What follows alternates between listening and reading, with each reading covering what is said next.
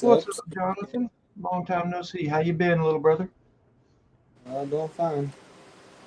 That's good. I don't know if you can tell in the background, but made your stash ad today. Yeah, well, I watched the video. I watched the video you did on that, and yeah, that's a pretty good sized stash ad there, little brother. Hey, Stephen Haynes, how you doing there, brother? Hey, Stephen. 7 of these I got. I went to a flea market today, Nice. and there was two booths that had. One had seven. I paid $15 for each one of the seven. Yeah, They're all listed for 20. nice. Now one included this Johan kit, the Yeah, ambulance one. you paid $7 for that one. No, I paid 15. They were selling it for 20. Even at that, $15 for a Johan. You committed highway robbery there, little brother. Those are expensive ass kits. I don't know what this specific one goes for, but I mean, I don't know exact prices. Brian the beer snob, huh? Hey, how you doing, brother? But I don't know exact prices on Johan kits. I don't really follow that, but I do know that Johan kits generally tend to be up there in price. Oh, and in case you're wondering about the blue paint, give me a sec. and you can't be trying to make yourself Papa Smurf now. No, not making myself Papa Smurf. All right. You're familiar with the channel I Need My Garage Time, correct? Yeah. Okay. The host of that channel, JT, lives here in the Houston area, and he and I are both members of HAMS, Houston Automotive Modeler Society. And the last video of his that I watched, hey, Miss Marcy. But the last video of his I watched, he was working on the Monte Carlo that he's building for his channel's 1 year anniversary, because he built that Monte Carlo as the absolute very first model that he built for his channel. And now he's wanting to go through a year later. What up, Jimmy? And build the car Hey, again Jimmy. as a comparison of where he was then versus where he is now. Except he's been having some issues with his paint, and he's been trying on like spoons and paint mules and other bodies, not the Monte Carlo that he's working on, to do some wet sanding, and he can't seem to figure that out. And he was like, yeah, I really wish I had one of y'all here physically in person to show me how to do this, because I can't seem to figure it out. I can't seem to get it right. So I left comment in that video that I would take my paint mule and toss it in the purple pond for a little bit, and then prime it up, paint it, and clear it, and get it all readied up, and then bring it into our model club meeting, which is a week from today, and do a live in-person how-to on wet sanding. And this is my paint mule. And I tried hard to screw up this paint job, to screw up the clear and get it orange peeled like an SOB. But there, I mean, I had to intentionally flick that piece of cigarette ash onto the roof of the car just to have reason, just to have a justification for wet sanding the darn thing. And the bad thing about When it, you need it to happen, it never does. yeah, when I want it to orange peel, it levels out and turns into glass. You want orange peel? Come here and paint outside today. Oh, no, trust me, that's where I cleared this. I used Krylon Crystal Clear Triple Thick clear coat outside in the heat, the 97-degree heat, with super high humidity so that our heat index is triple digit. And I tried to get this thing to orange peel. And that last coat that I put on, while it was still wet, fairly fresh out the rattle can, it looked like it was going to orange peel. I mean, it was pretty rough looking. And then I come inside, I put the rattle can away, grab a drink of my Mountain Dew, and step back outside with a cigarette, light it up, go out, take a look at it, and I'll be hornswoggled if that paint didn't just level itself out just smooth as glass.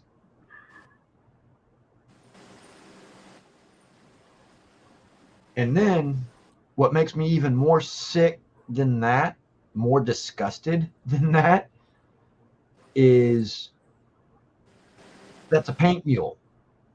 And it's one of the best paint jobs I've ever done. Oh, I am so always ask backwards. That's the way. You know that. I am so disgusted with myself over that. Hey, Big Charlie, how you doing, brother? Jonathan, what the heck are you doing? I think we lost him. No, because he's still got sound coming through on his one. Is he sanding something with a power tool? Because it sounds like all kinds of mice squeaking. Yeah, there he is. Yeah. Hey, Charlie. Hey, Charlie. Me? Calm down. I didn't pay a whole lot for this. Don't worry. I only paid $15 for this. You got a hell of a deal on that. When they was selling it, Yeah. Because Are you sure it's factory sealed and not rewrapped? now that part, Irrelevant. Yeah, you need to. That looks too clean. Without putting my hands on the cellophane myself, it's hard to tell. Yeah. Does it have seams on the edges where it was heat sealed together? Okay, you're good.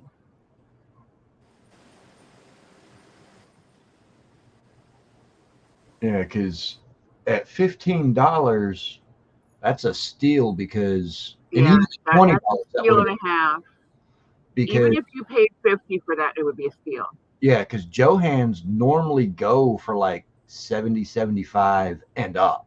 Yeah, like I said, $80 or less here, and that's factory sealed, or the person that has it will tell you, or he'll have it labeled that he checked it, made sure the parts were there, and he resealed it, or he resealed it but something's missing, and there'll be a list if there's anything missing.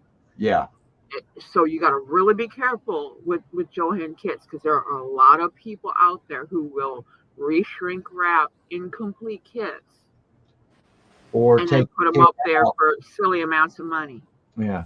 Or take the kit out and get a different brand of kit that's effectively the same car as what the Johan's supposed to be. Put that in the box, close the box up, and reseal it. You need to know your years. You need to know your plastic, the quality of the plastic, the hardiness of the plastic. Some of the older plastic is much heavier and harder to cut. Yep. A lot of the kits come in multiple colors. Yep. And I've seen where a lot of people will take a Johan kit, take the Johan out of it, and set it aside somewhere so that they can have it and build it, and put a Revell or an AMT or an MPC or something like that. Yep, and it'll be missing the parts that have the factory stamp on them. Yeah, that is the exact same year, make, model as what the Johan is supposed to be, and then seal it up and try to pass it off as a genuine factory sealed Johan. And like Big Charlie just said, he paid $60 for his Johan ambulance. Yeah, so even 60 is fair. It's one of the more common ones you see, so it's going to be a little bit lower. Yeah. But yeah, anything over $80, I don't give a shit where you are on the planet. Somebody's doing something hokey, Right. or they got screwed and they're looking to re-screw you to get their money back. Yeah. See, all of these right here, because I just took 2 off. All these was in one booth. I took them all. Who was the vendor? Was it somebody local or somebody I think national? local. Like, it was some woman selling these kits, and I think she was just out her brother's closet that had model kits sitting in there. Yeah, I think she was probably just cleaning out her husband. Yeah, brother, my ass. And Right. any woman my age out there selling anything of marketable value, i.e., Johan or anything older, isn't cleaning out something that was left. She's cleaning something out to profit for herself, and that person is still available. Hey, early riser, how you doing, brother? And then these two were And at the only one you've got is the one everybody wants. I got these at another one. It was listed for 30. I got them for 25. And then this was with like other like about most of the kits over there, because there was more than what was these that were like today's. Like, I'm sure, because there was like, like the 66 Pro Street Nova kit, and then the 67 GTO that's the blue on the box. Like, I'm sure that was probably going for 30 when you can get it for like 20 at the hobby store.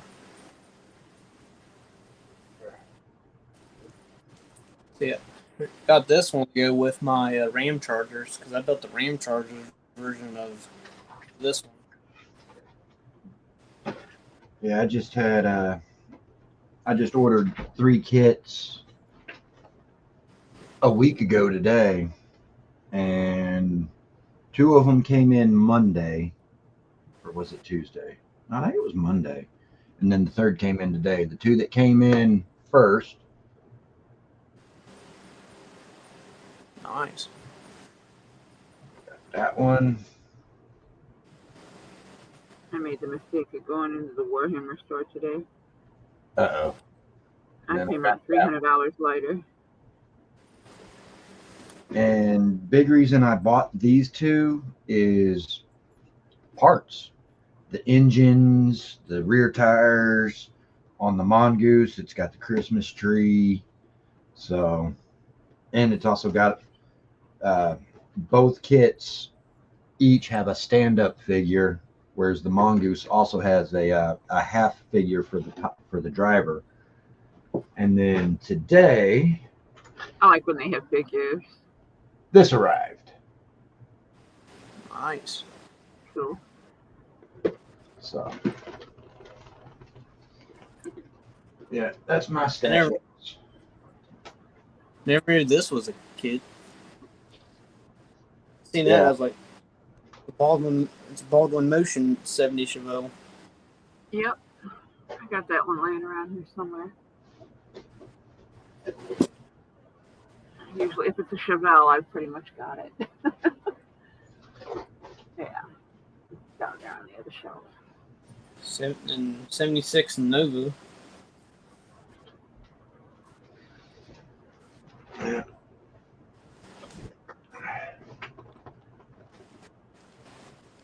Just the part that's crazy about, with the Johan, where I got for 15, they was selling it for 20.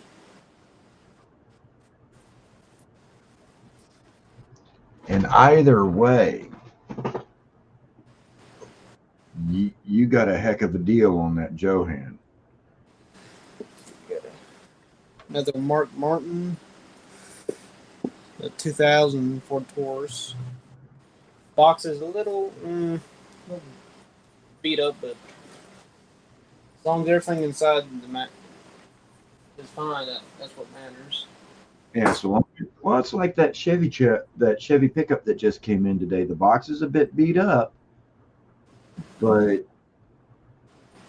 I've gone through the box and the exterior cellophane was missing, So it was technically an open box, but everything was still sealed inside. It was still factory sealed inside the plastic bags inside the box.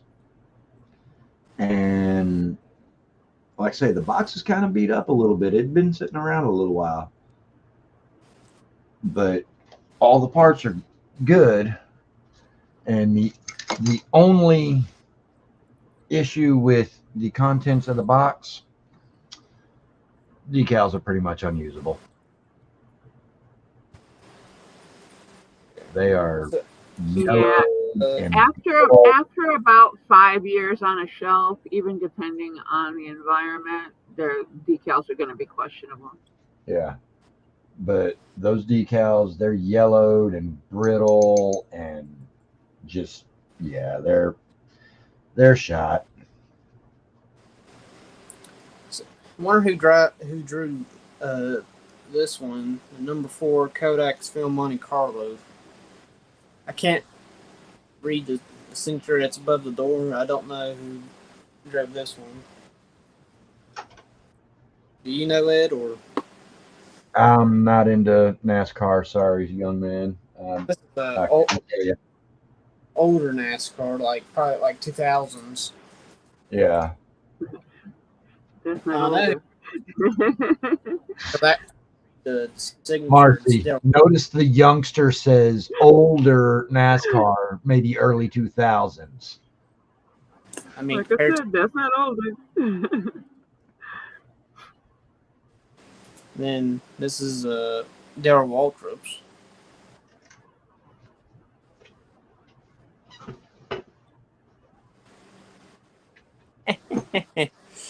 I got tattoos older than that model kit.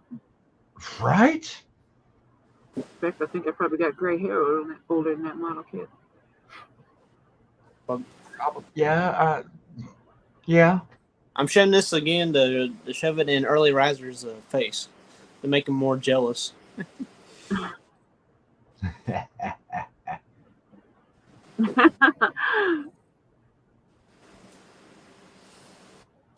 And I got a monogram Jeep. Then I shouldn't show him the stack of them that I've got over here, right? Probably not. I got like 2 or 3 of them. Yeah. Well, it's like my Holy Grail kits, they're not really all that rare. The mid 80s third generation Camaros, the ones that would have actually been able to come with the tune port injection V8, and OBS Chevrolet trucks. Those are my Grail kits. Yeah, what kits that I want, and they're not necessarily, auto related. Most of them are out of production, and they were on the collector's list when I was in high school. So, Right.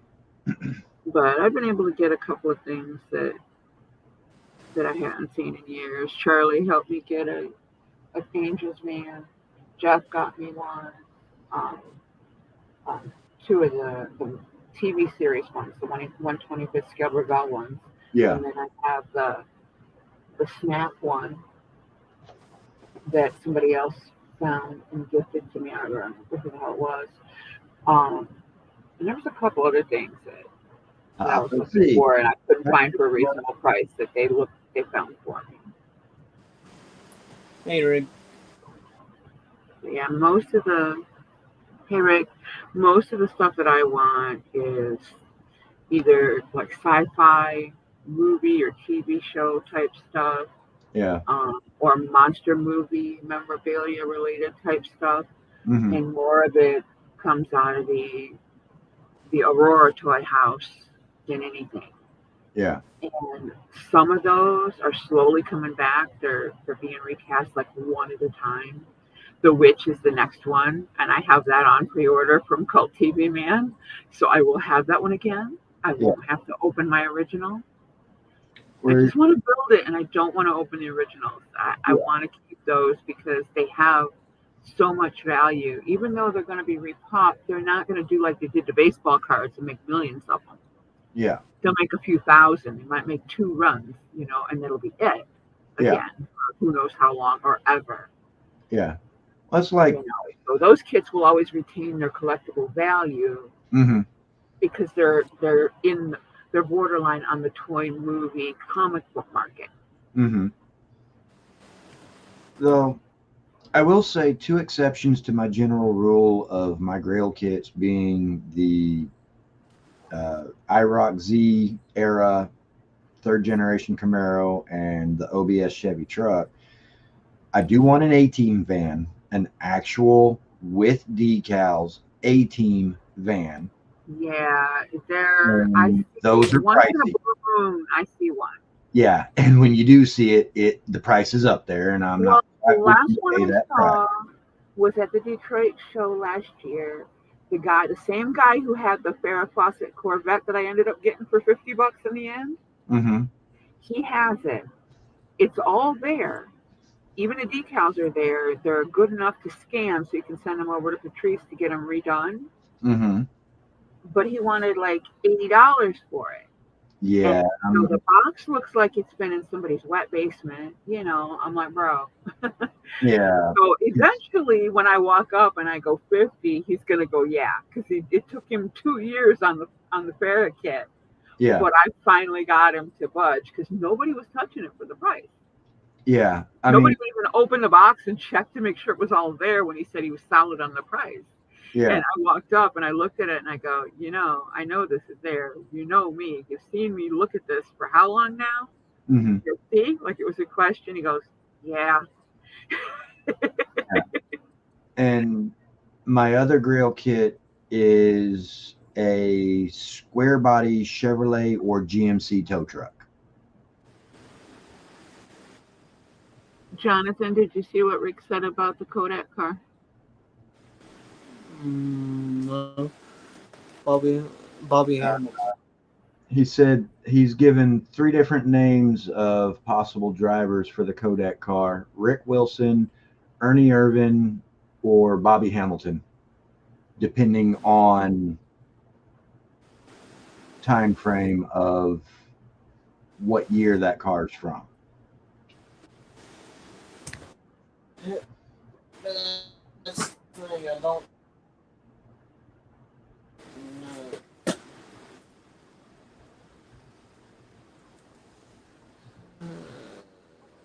Actually, I think this is maybe 90s. Late 90s, because this don't look like a 2000 and up Monte Carlo. Is there a barcode on the box? Yes. Then it's definitely newer. There should be a release date for that kit run on the barcode. If not, it'll be on where the little trademark logo is. Oh, here's the year's 1998 Kodak film model kit. So that's the year. Like, the car, not the actual kit. Yeah, Rick says the decal sheet should have the driver's name. Yeah. Yeah, I mean, it's right here on the car. Just I can't read that. Just the angle and then. Yeah, the box pictures aren't always clear, but yeah, he said it should be on the decal like I can read. sheet. Had a hole in the box, right there. Put my once I put my whole thumb through there. Yeah. Yeah, you don't see that one too often, Charlie. Whoever got it for $50 got a good deal. Very much so, because I can find the A-Team. Any of the older TV-related stuff is really hard to come by. Yeah, because I've been able to find the A-Team van a couple of times on eBay, and every time I've found it, they've been wanting 110, 120 for the darn thing. And I'm like, yeah, nope, don't want it that bad. Only if you're giving me a whole case of them. Yeah, if you're going to sell me like 5 or 6 for that price, okay, yeah, got you.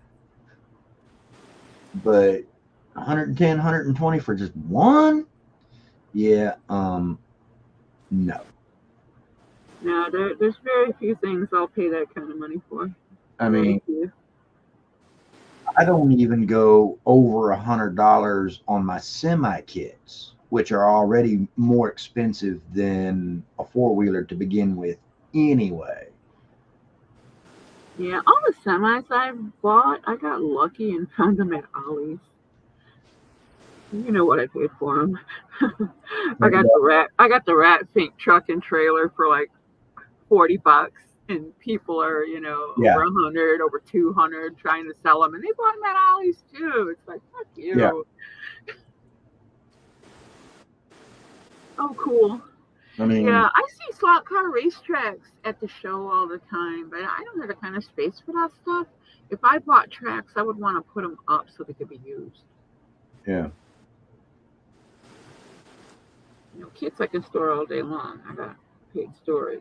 I don't care about that. But something that's an actual toy that you can play with, yeah, I'm gonna want to have that up so I can use it.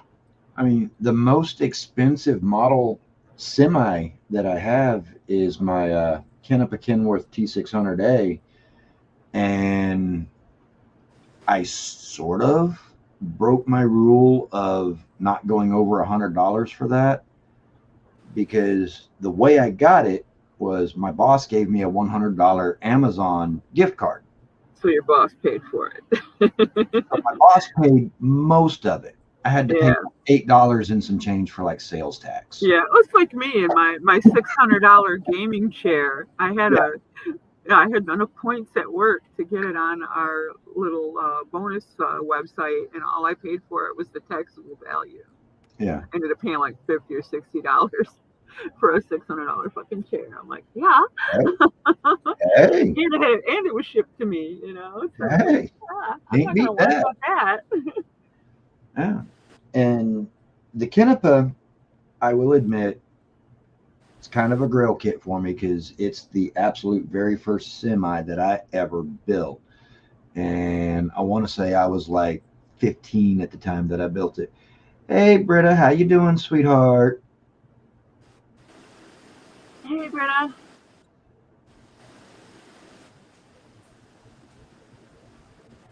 Oh yeah, Charlie, they try that everywhere. They even try to come into our shows with kits that you can tell were bought at Ollie's. You can see the Yeah, stickers, or that they tried to hide them, or they don't hide them, and they just will boldly put them up, $25, $30. They get kicked out of the show. yeah. They don't last I longer than mean, it takes to find them. I've I've watched a couple of y'all being members of this online YouTube community doing the vendor portion of the various car shows that y'all have been to recently, and I'm seeing kits that are in the vendor stacks that I know were bought at Ollie's Yeah, because and another I have another those thing, same kits that yeah. I bought at Ollie's. And another thing that really sucks too is the I small mom and this pop one, people that do the shows. That vending is their livelihood, okay? yeah. So they're paying what every other model shop is paying Mhm. wholesale, and Ollie's is fucking basically screwing them too. Yeah, because I mean, like this kit right here. Yeah, that was only ever packed for Ollie's, so that's an obvious one.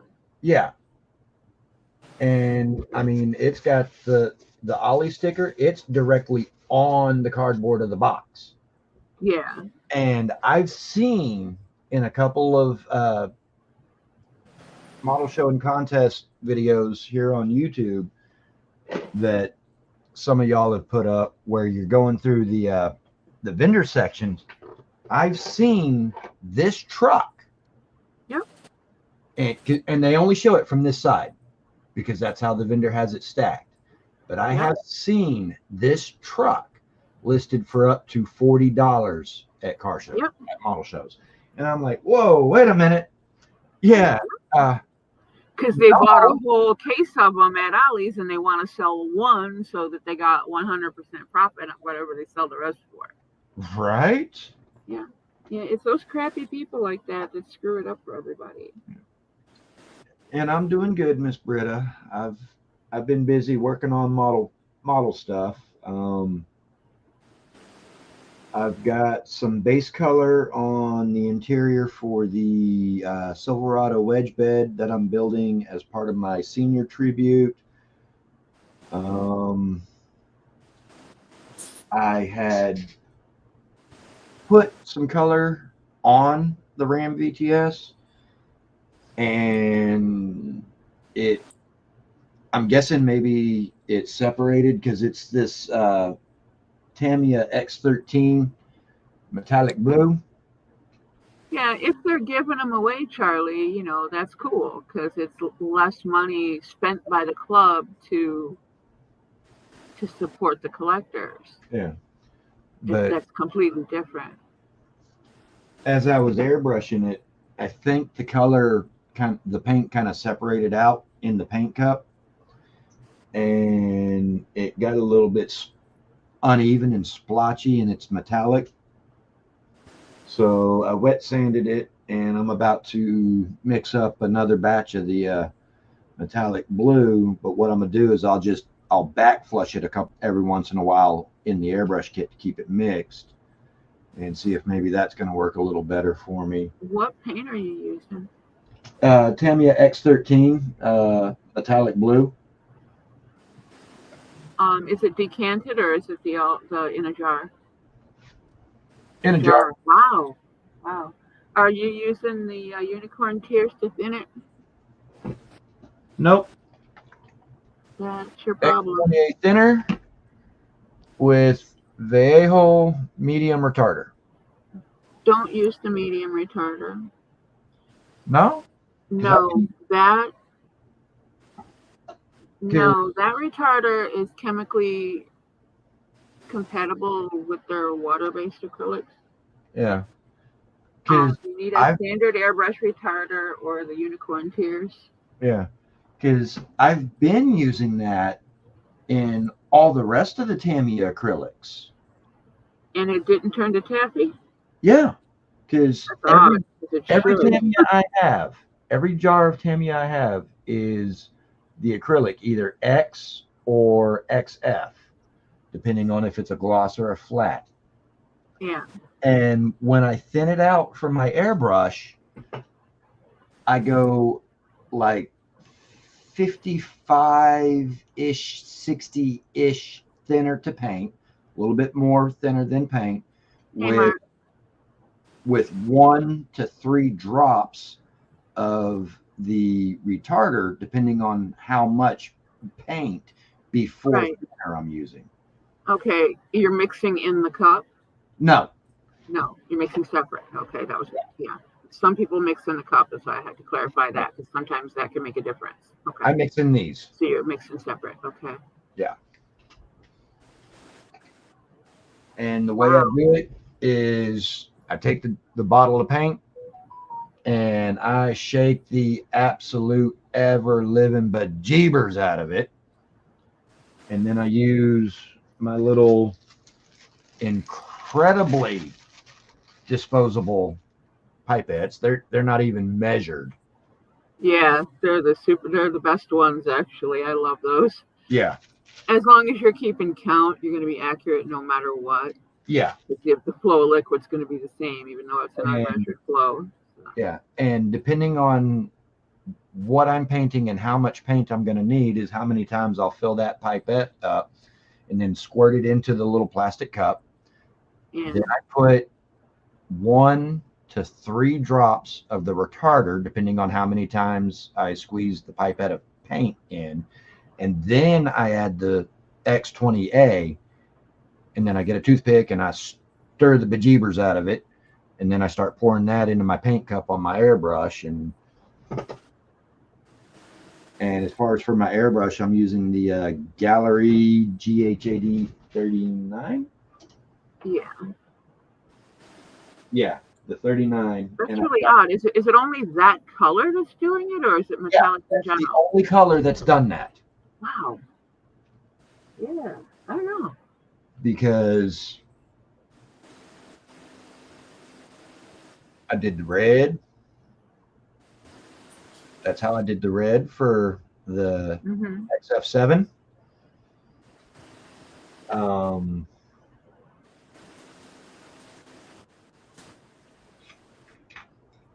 No, Have you tried making it a little bit thinner there's my and flat doing earth. all light coats? Yeah, that's flat earth for the visor and overhead center console thing for the Silverado.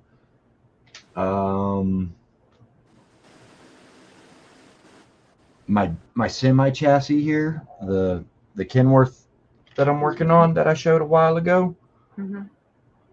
That's Tamiya's Gold Leaf. Yeah, that's what I was thinking, Mark. Maybe the pigment is just not. They may not have had enough binder in the batch or something. You may have gotten a bad batch of paint because I've never had. Yeah, that might be because, like I say, out of all the various Tamiya acrylics that I've been airbrushing, and I've been airbrushing a lot of them lately, my X13 metallic blue, it's the only one that's done that to me. And what had happened was in the areas where you can see the heavier sanding here on the roof and here on this corner and back here on the bed, it, instead of being just the solid silvery blue metallic, it had a dark line of the blue with a splotch of silver, like the Yeah, it's definitely separating. Ain't no doubt about that. So I'm thinking what I might try once I all right, Big Charlie, you have a great night, brother. See you, Charlie. But I'm thinking what I might try when I mix up, because that's the color I'm painting that truck regardless. I'm gonna get it Come hell or high water, yeah. blue one way or the other. So it's gonna happen. But I'm thinking what I might do next time is, after I get it all mixed up in my little plastic cup, once I pour it into the paint cup on the airbrush, I'll make a couple of passes with the airbrush, and then I'll put my finger over the nozzle and back flush it. Make a couple of passes, put my finger over the nozzle, back flush it, and see what that does to help keep everything all mixed up. Well, apparently right now I'm under a severe thunderstorm warning.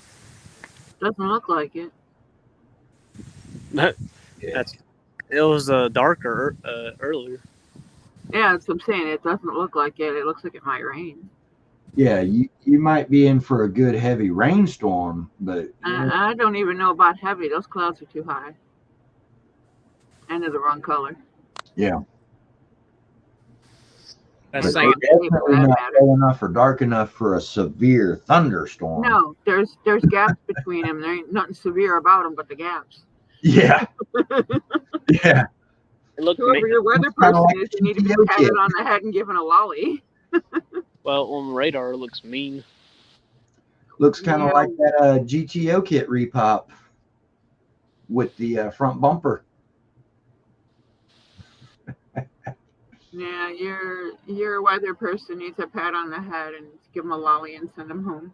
Right. And that's what AccuWeather's saying. So, which AccuWeather ain't very accurate, but yeah. Yeah, radar is going to give you a rough idea of what possibly could happen, and that depends on when it was updated. Yeah. Because they post those little radar clips, and they're up there for hours.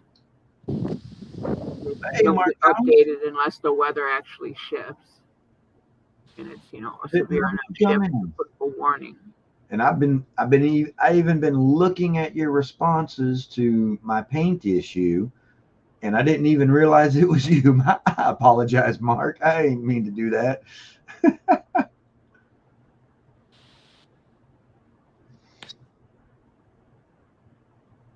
But because I mean, the box art has it as a dark blue with the white stripes from the the air dam underneath the front bumper all the way back to the rear pan of the truck. But I think it looked really sharp with that blue, metallic blue.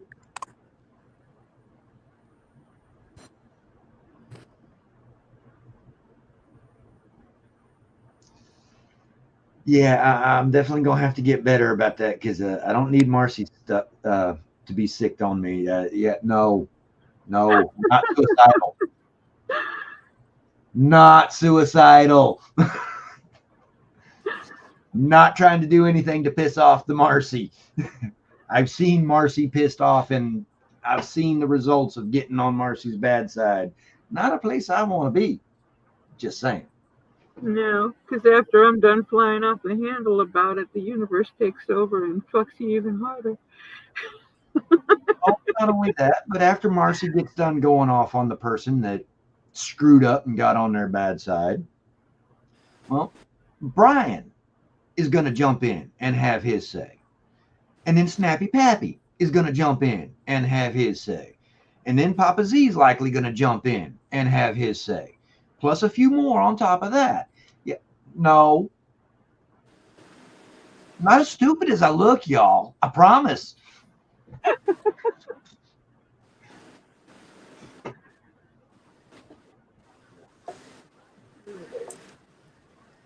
The so-called, apparently the severe thunderstorm that's heading by, it looks like it's going to barely miss me. So Yeah, you might get a little squishy. You're not going to get anything major. I'll be surprised. It would have to shift really quickly to do anything Yeah. more than just being a little angry cloud. usually for me, when it comes to the rain, it either goes to the north of me or the south of me. It always goes around. Goes around. It seems like. I Yeah. don't know. It just does. Yeah, you're in that neat little See that pocket. here in Houston. We yeah, pretty much. After Marcy, it is just leftovers for the others, but you know, no. See, now you are getting ready to get Hurricane Beryl. What's left of it? Yeah. Yeah, that hurricane's screwing everything up. It's making our weather weird. All the way up here.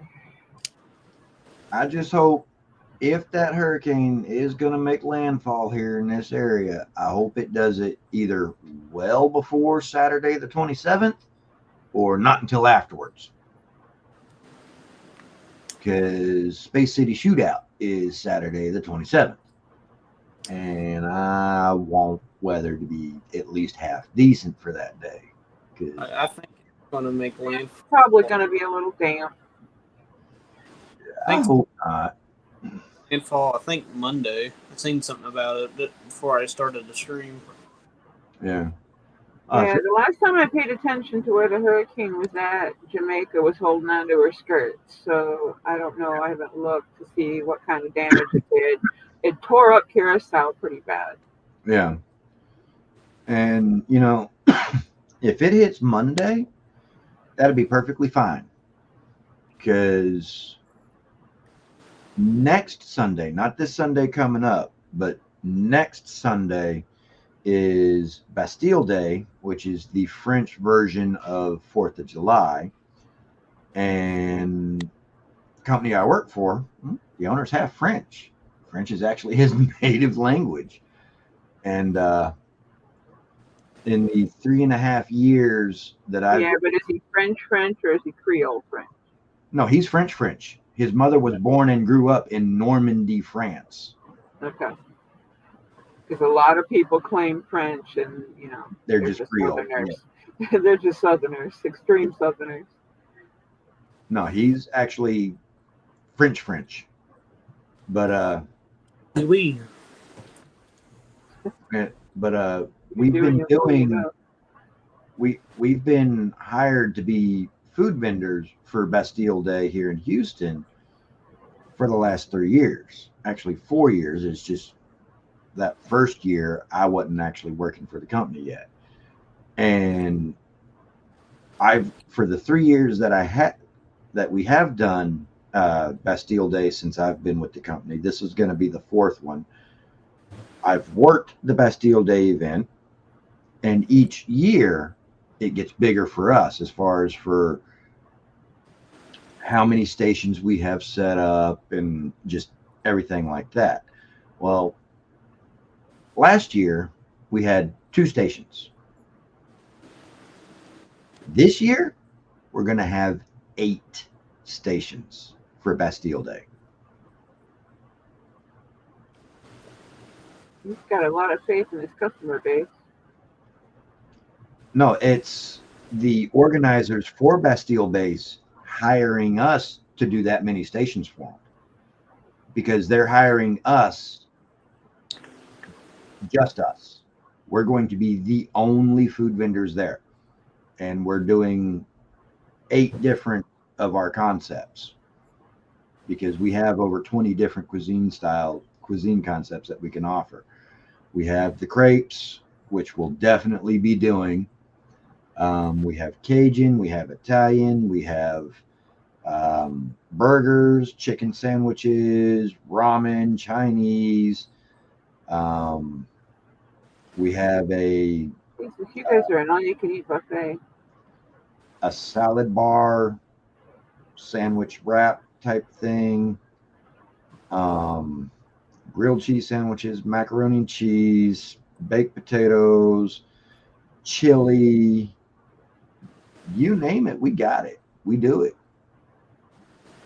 And I'm just used to my son talking about work. He works at a Spanish restaurant, so there's no burgers and none of that weird shit. Yeah.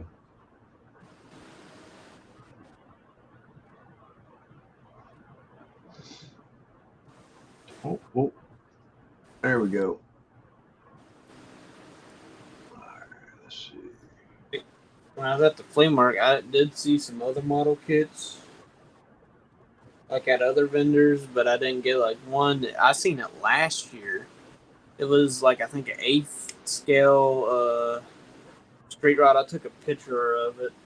It's like something like 1920s car. It's I think a Lindbergh Don't kit. forget the mushrooms, Mark. Right. You got to have the sauteed mushroom to go with the caramelized onion. And I agree with you on the steak. When somebody goes to serve me a steak, they better be serving it in a bowl, because if they've cooked it right and you put it on a plate, there's going to be blood all over that table. Yep. And in all honesty, seared on both sides, it's overcooked. If it doesn't moo and I don't have to return the rope and a bell, I don't want it. Yeah, I've actually gone in a restaurant to eat, and I've had the waitress go, "Are you sure that's the way you want it?" And I'm like, "Yes." And then when my order makes the queue, the chef leans out the kitchen door and goes, "Are you sure? Just do it. Don't question me. Just do it."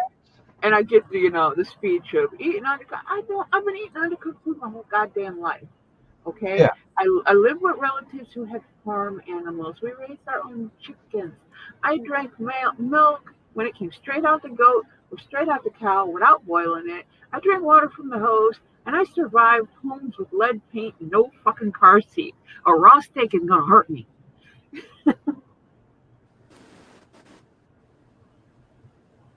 If right there with you. Properly raised meat, I have no problem.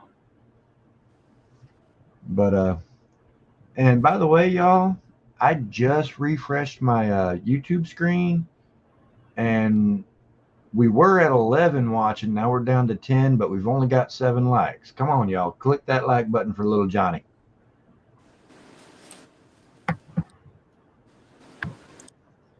Give the young man thumbs ups. Don't make me thumb wrestle you. Make him fight for it. Like Mini Mike says, we like them big old thumbs ups. Want to thumb wrestle you for a like.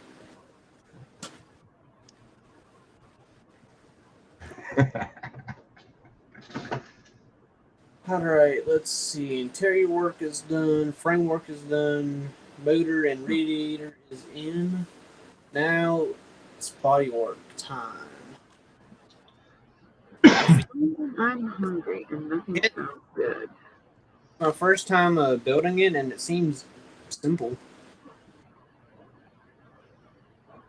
Those are the ones you got to kind of watch out for, because just because it seems simple, don't mean it will be. I mean, so far I haven't really had any problems. Yeah.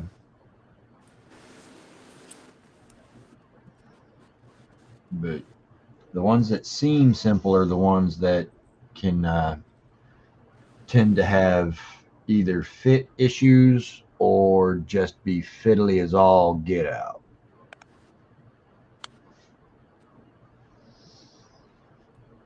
It's one thing I'm not gonna And like with is my I not got so nimble arthritis and carpal tunnel syndrome fingers, I don't like fiddly.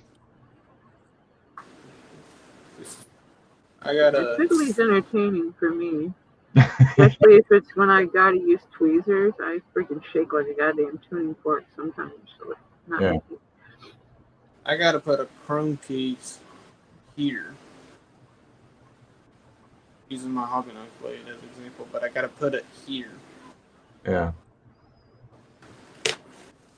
How about that teeny tiny 2mm window crank I had to put on the dashboard of my 37 Ford? That right there. Yeah, that's a big piece right there. I had a little window crank that's like freaking 2mm. But at least with it, I can tell you, the little fucker. Here's my camera. at least with this kit, the glass You is can see it. all one thing. This camera sucks dog ass. Yeah. Right there, it's a little teeny tiny. Yeah. Damn it. It's kind of blurry and out of focus, Kind but of a lot of blurry. try holding your hand out flat over it. Maybe. Maybe this light in here. Get your hand down to where it blocks your paint bottles, because that's what it's trying to focus on, is your paint bottles. Maybe. This lamp is terrible. But yeah, it's just this teeny tiny little thing right here. It's like 2mm. Yeah. That took some doing. But it's there. Hey, Kevin. I figure if I can get 4mm goggles on the soldiers, I can get little tiny knobs on the dashboard. All right. Yeah, that teeny tiny little thing in the middle of the dashboard. It's supposed to be a window crank. Are you kidding? Dropping staggering parts all over the darn place. Gotta put on this piece here. But what I'm going to do is That's a big part, man. It's a ginormous part. I'm going to put the glass in, and then just put that and glue it to the window. Just use some Mod Podge, because I gotta use Mod Podge anyways. Where your side glass I gotta put in from the outside.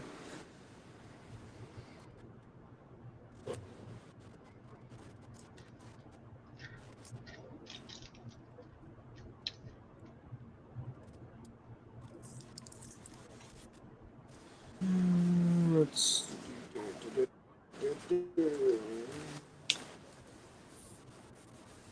Hey, Phil. Yeah, late happy treason day. Hey, Phil. How you doing, brother?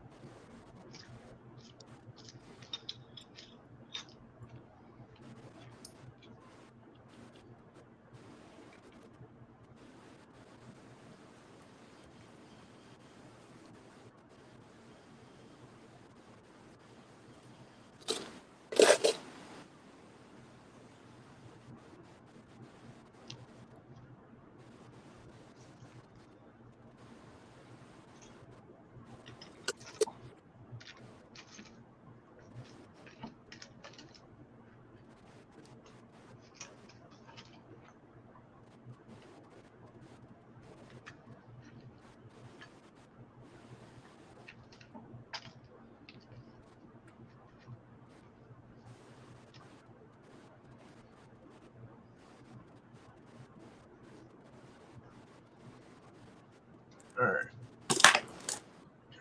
I shall return momentarily, y'all. I gotta go water the garden. All right.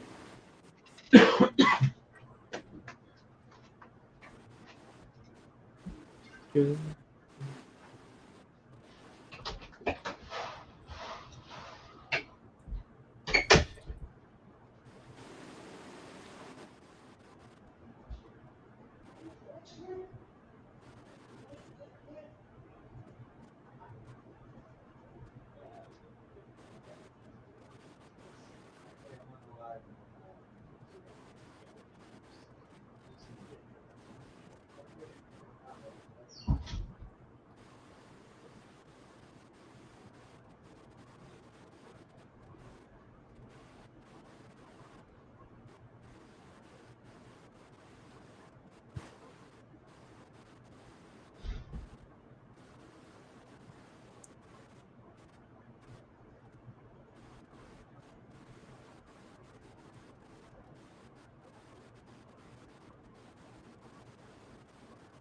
Okay, I don't know why I did it unless it glitch.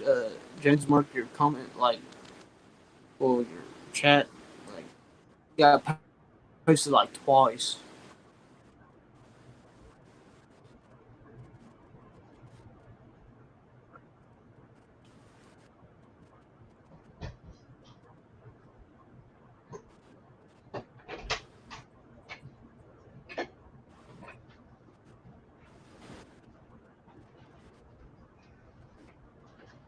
That happens when you're on your phone sometimes.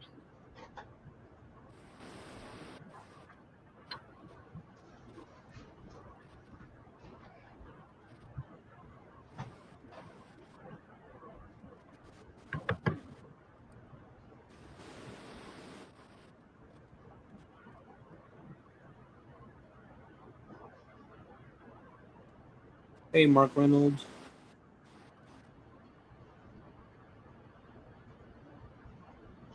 People wouldn't be happy about the holidays if they knew what actually happened for that to occur. Some of them slept through history class.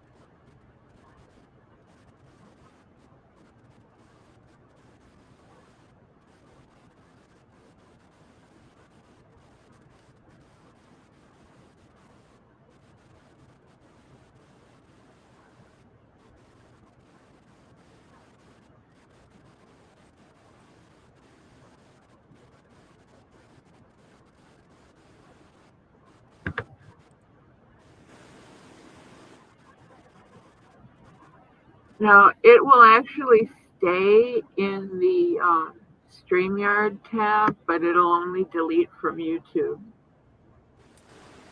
StreamYard doesn't filter them back out the way YouTube does when you retract your messages. Maybe I guess when it did that, it thought you put the comment again. So that's probably why we're seeing two. Yeah, StreamYard doesn't, even if you delete your comment like he did in YouTube, StreamYard doesn't sync with it and delete it. So instead of deleting it, it doubled it. No, it just left it doubling.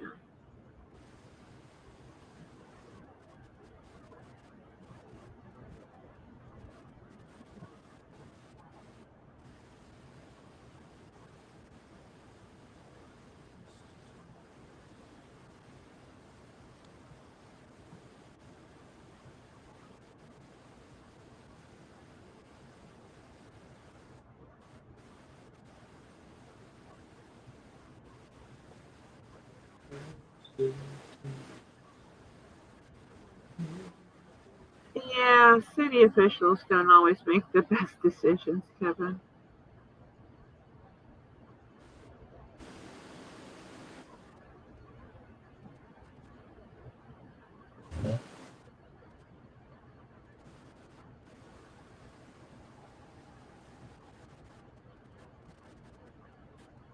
I had idiots up blowing them off till almost 3 o'clock in the morning with their kids that were under the age of 10, still screaming like the fucking banshee when they should have been in bed hours before.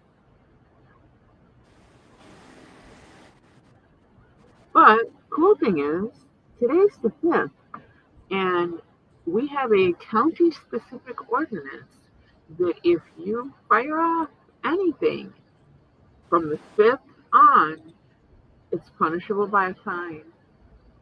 So I hear one, and I'm calling.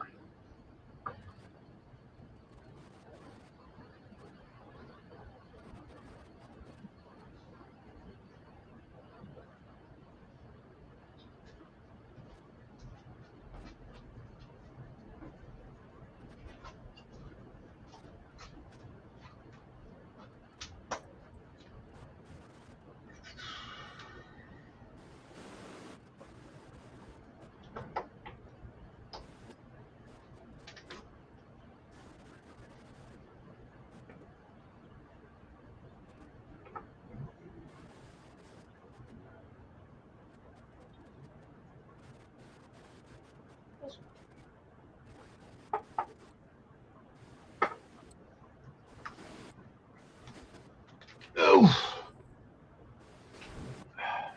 Hey, Mark Reynolds. I believe that's all the crumb trim I gotta do to the body.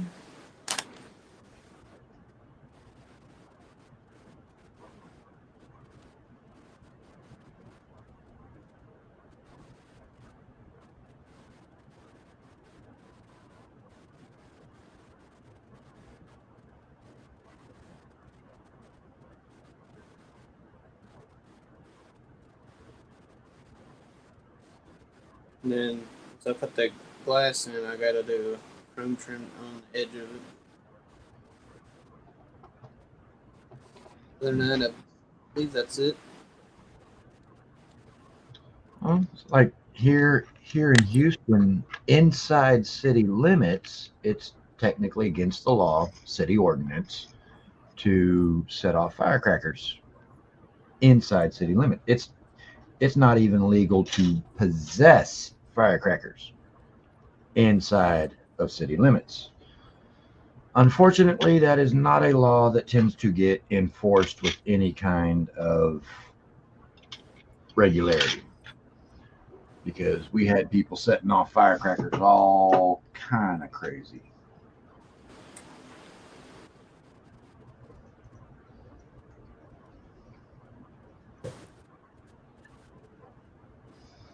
That's why, Jones Mark, I live out in the boonies.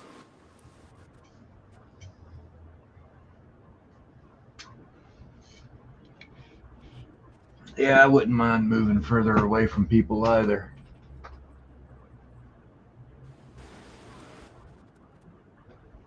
I just want to move away from specific people in my current environment. Entirely understandable. I don't care where it is at this point. Just the fuck out of here.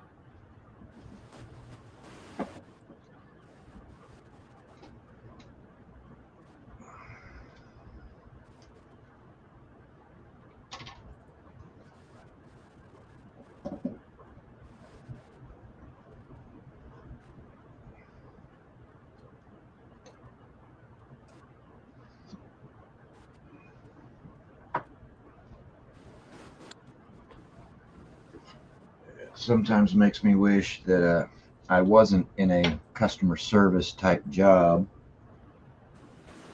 because I am not a people person. I've become less and less of a people person. And so I moved back to third shift. I'm lucky if I see my teammates at break time because they all smoke and I don't. And when they call doors, they go outside. I go upstairs. Yeah. And Wednesday night was the first time I've seen them in months because we all went up for food. We had a little indoor picnic for our ship. Boss made chili and nachos and hot dogs and all kinds of stuff, and brought in homemade desserts that she made for us. now, So see, I saw them all for a whole 15 minutes.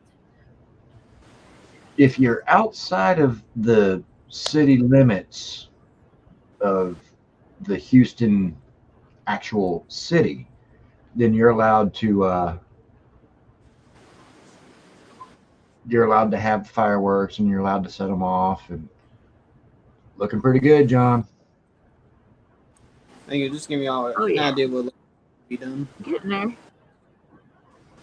Yep, just gotta paint this a gloss black, and then we got blackwash the grill, and then I gotta put a grill on the lights, and all the rest of the bells and whistles. Yeah. Because, you know, like I say, outside of actual city limits, you're allowed to have firecrackers, you're allowed to set them off, and all that. It's just within the actual city limits.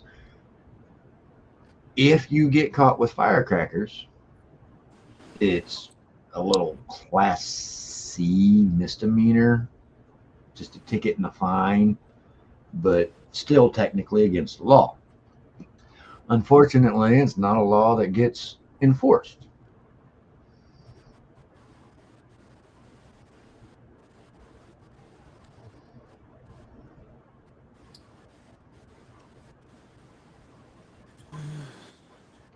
Yeah, Mark, I think you're right on that, because I think we do need to work on Jonathan and get him doing a full on custom with scratch building and parts swapping and kit bashing and all it.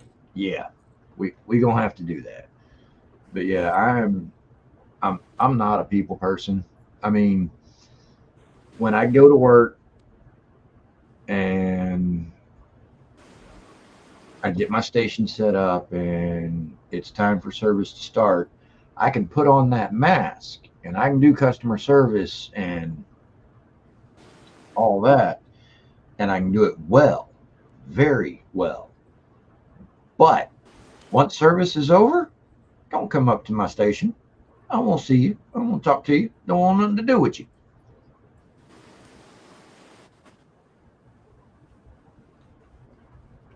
Yeah, I don't have that problem anymore being back on third shift. I roll in an hour before the store closes for the night, and I spend that hour sorting my pallets because shipping and receiving doesn't know how to do their job. And I do that in the back. And I don't come out until I hear the announcement for the store being closed in 5 minutes. Oh, don't worry, I've already done some custom builds.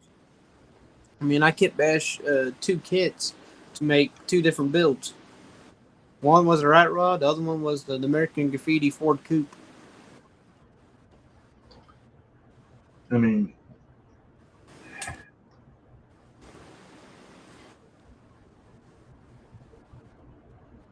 And then right now I'm doing I put it to the side. Haven't done it worked on it for a while, but I'm doing a custom build of a Pro Mod Impala. So, which I have not painted one single thing on it. But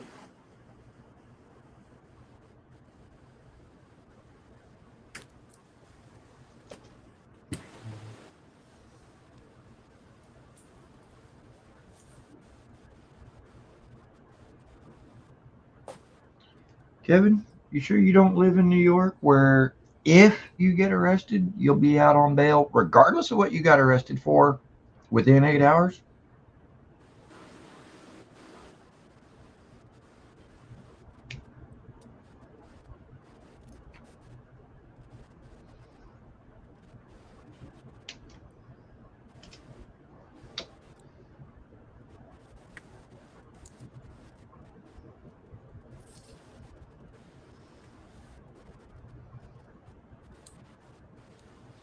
Yeah, I'd kind of much rather have my own Smith and Wesson, but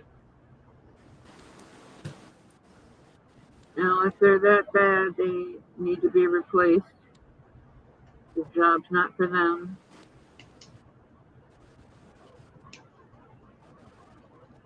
And thing is I've seen reports of people getting arrested for murder where they had videotape of the person who got arrested committing the murder. And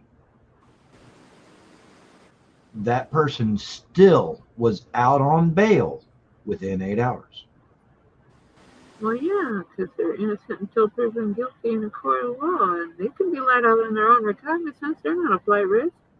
Oh yeah, they're not a flight risk, and they're not gonna continue to They'll show up on their court date. community. Oh no, not at all. We only have clear video of the person putting a gun to somebody's head and pulling the trigger. That's all. Oh, you know they don't. And then you got innocent people on death row. Yeah. That's your state's more fucked up than mine is, bro. Yeah. So, I just. Well, they release them so that they can commit more murders, so they can complain about gun control and all that. And see, as far as I'm concerned, this is gun control. 2 hands on the weapon. 2 hands, exactly. That's gun control. You know what's funny? I seen a sign that said that and had the exact same pose, like holding a picture of a gun. That on a sign at the flea market today. I used to actually have that on a T-shirt. Think about it. I used to have that on a T-shirt. My grandpa bought that T-shirt for me. I don't know whatever happened to it. Because, think about it. All these various gun control laws that restrict who can get what and all this other stuff. Who do those laws affect? People who follow the rules. People who obey the law. Because a criminal is going to go out and get whatever kind of firearm they want. They're going to do whatever they want. I said, it's like I say at work when people steal shit. Locks are for honest people. Yeah.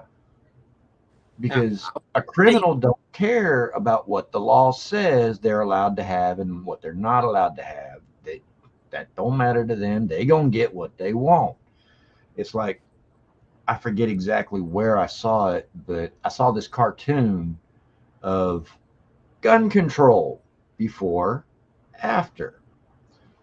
The before picture was this redneck dude. He had a pistol on his hip, had a rifle on his shoulder, and a shotgun, butt down, hand on the barrel, looking like he's about to go hunting or something. And right next to him was criminal, sitting there playing with his little semi-automatic pistol. After, same redneck hunter guy, in the exact same pose he was in, no more pistol in the holster on his hip, no more rifle over his shoulder, no more shotgun in his hand. Criminal still had his little semi-automatic pistol in hand and was looking over at law-abiding citizen redneck hunter like,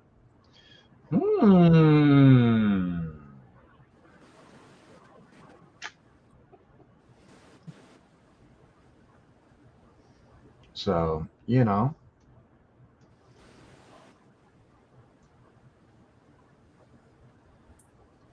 Gotta love to go.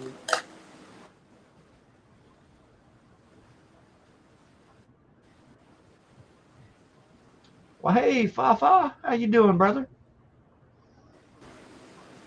Hey, Fafa. Yeah, I've been working on my derby car, so that's why I've been absent, and also at the same time, just haven't really been in the mood to build a model because it's been nice outside for a while. Well, if you want to call like 90-degree weather nice, but and then doing stuff outside. Well, come on, what's wrong with 90-degree weather? when you're sitting on the porch in the shade doing nothing and you sweat. That just means it's just a little too humid. Hey, Jeff.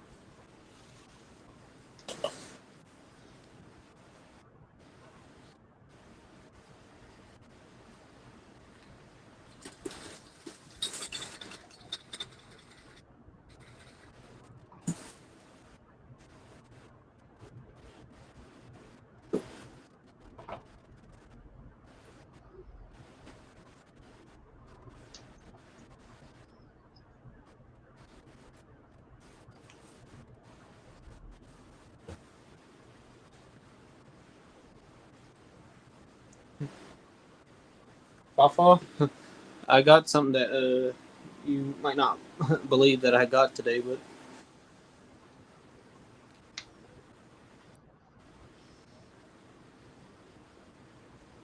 what do you think, Waffle?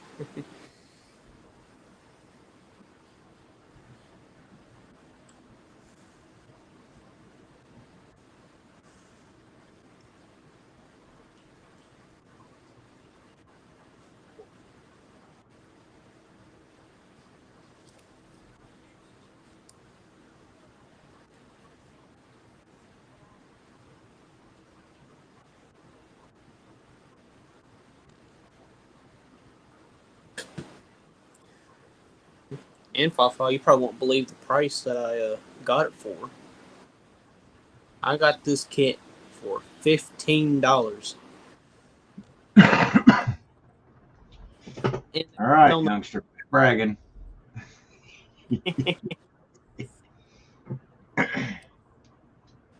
And that's how much I was selling it for.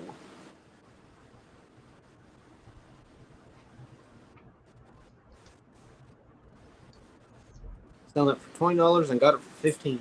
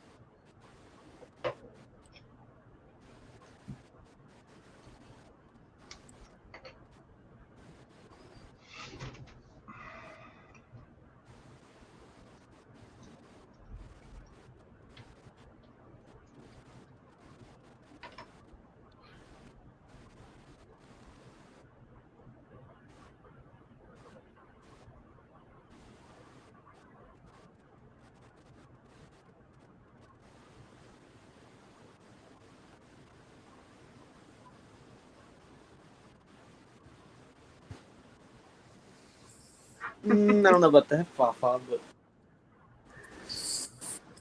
and after all, that is my very first Johan.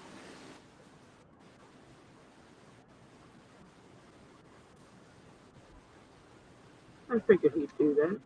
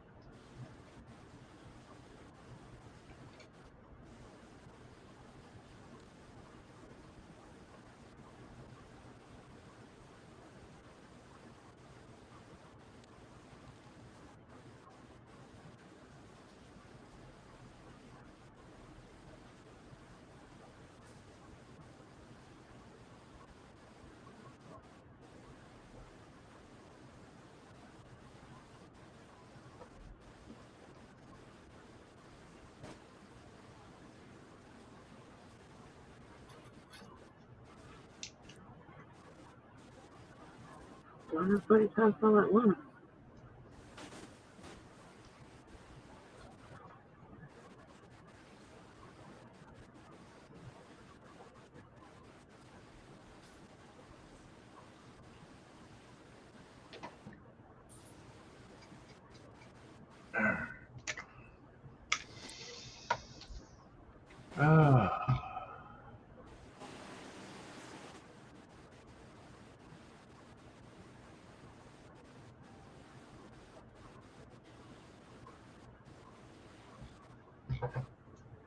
That's not any good there, Kevin. Got to take your shoes off, and even then, you only count to 20. Wow.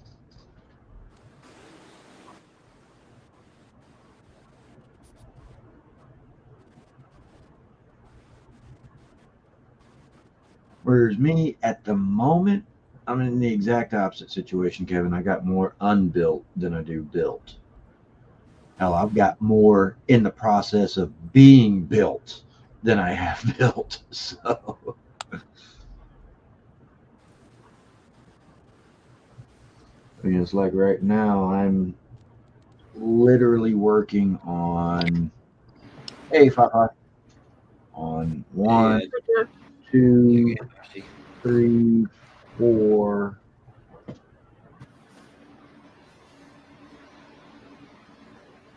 Jonathan, I'm sorry. Yes.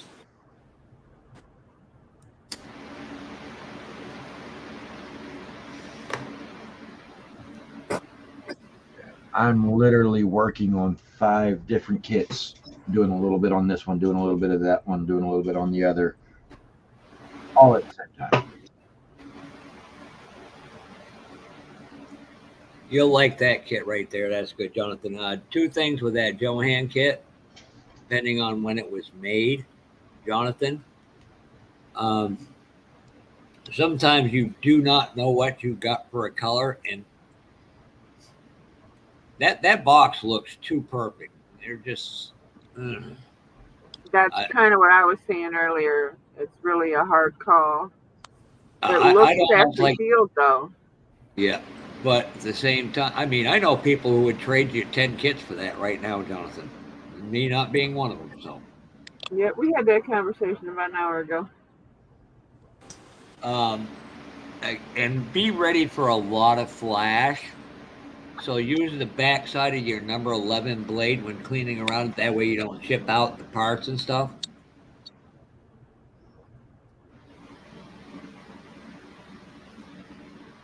This thing, helmet.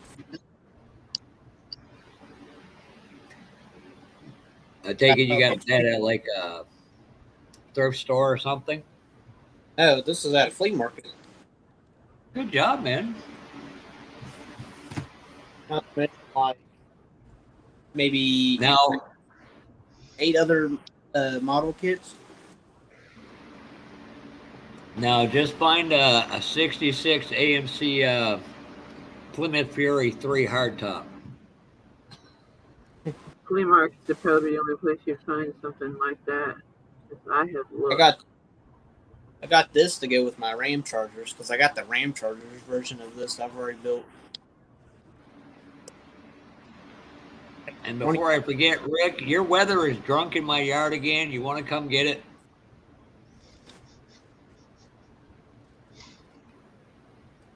And got this kit, a kit I've never seen before. Yeah, that's a reboxing of a different one. It's a Baldwin Motion. You know what the Yanko cars were? Yeah, That's the same difference. Baldwin, and correct me if I'm wrong, Rick, was out of Long Island, somewhere in Long Island, New York.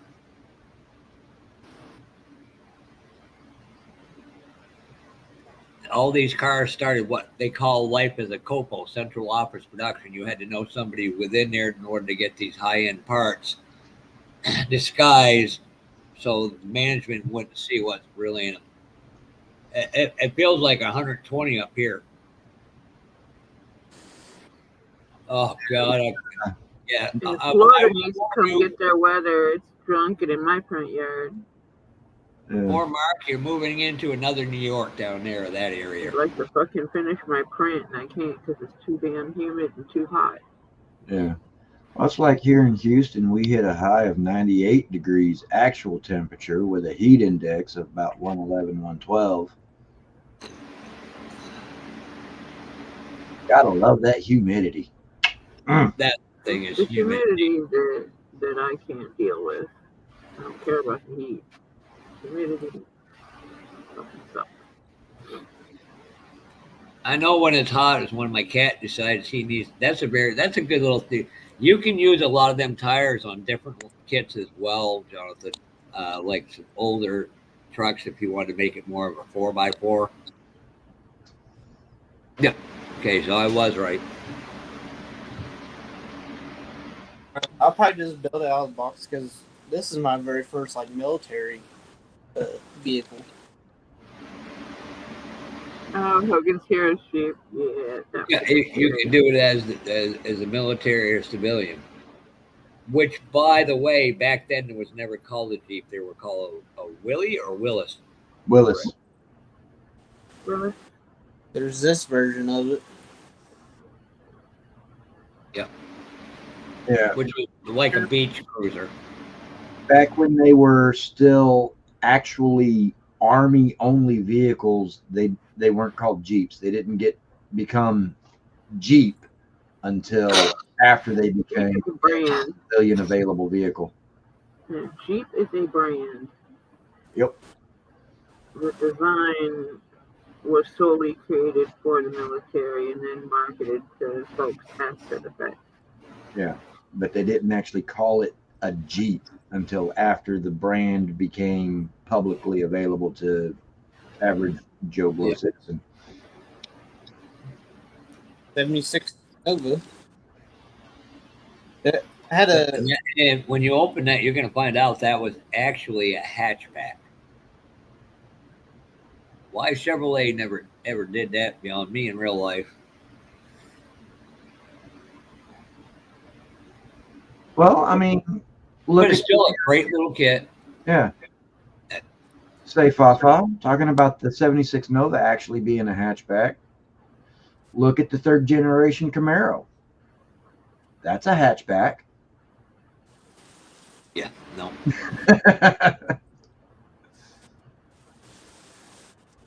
Daryl Waltrip. Yep. DW just before he got, well, that was when Daryl became really arrogant. Thought he could do everything in house, and he cost himself probably about $20 million.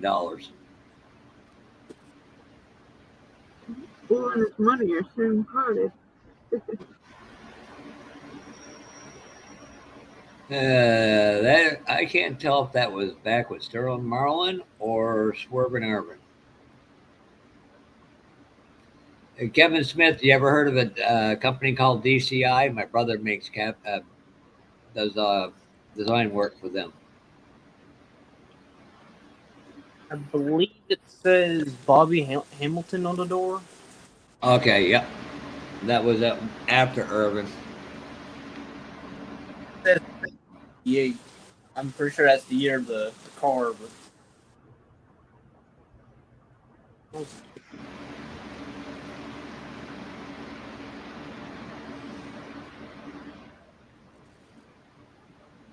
Well, depends on how much you got going out too, Kevin. You know.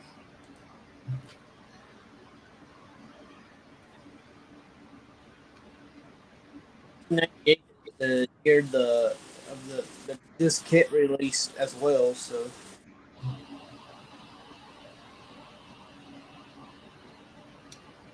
And MJ,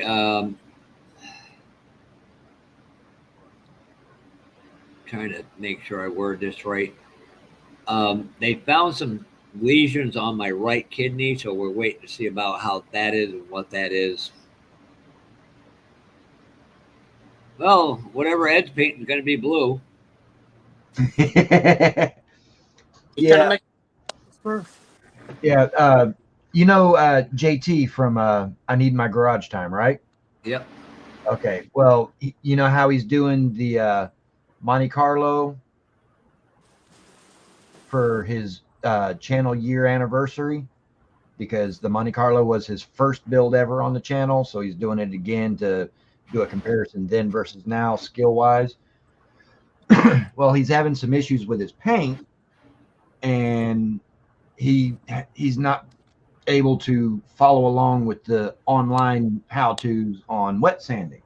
And he mentioned in his last video, or at least the last video I seen, that he wishes he had somebody that knows how to wet sand right there physically in person to help him out with it. So I told him that I'd take my paint mule and toss it in the purple pond and get it all cleaned up, primer it, paint it, clear it, and then I'd bring it into our club meeting, which is next Friday, and do basically an in-person how-to on wet sanding. Well, this is my paint mule. And Pretty close to Penny Blue. That little bit of cigarette ash right there and on the roof of the car, I had to intentionally flick that in there because with the last coat of clear that I put on it, while it was still wet, fresh out the rattle can, it was nice and wavy and orange peeled and looking like it was going to be a great reason for wet sanding it. Jonathan, when you go to your local hobby shop, look into I think it's Tamir that has a rubber type black. And I'm going to try it pretty soon too, especially like where the padding would have been for where you got in and out of the car. Mm-hmm. But there's one that's a textured paint as well. And I should within the next. Most of the companies that do acrylic paint have a rubber black. Yep. This is Tamiya's XF85. Yeah, to me, his rubber black still has kind of a sheen to it. It's good for some things, but I wouldn't use it on tires or anything that's intentionally supposed to actually be rubber-like. I But yeah, should be getting my Scale Outlaw pretty soon as well. Guess Also, within probably 2 weeks. this is the color that I painted my paint mule. I watched a guy who did some Rust-Oleum, and boy, oh yay. Yeah, I used Rust-Oleum Automotive White Sandable Primer, the 2X Satin Lagoon, and then I cleared it with Krylon Triple Thick Crystal Clear Glaze. Yeah, that's a recipe for disaster. It should have like picked up really bad.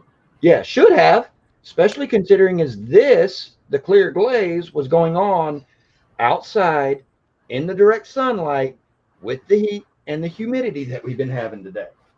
It should be orange peeled like crazy, Hi, Ted. and it's not. I hope you and Amanda and the family are doing good.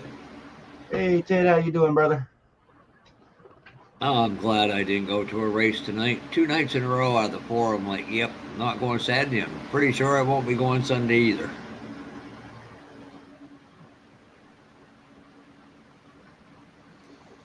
Oh.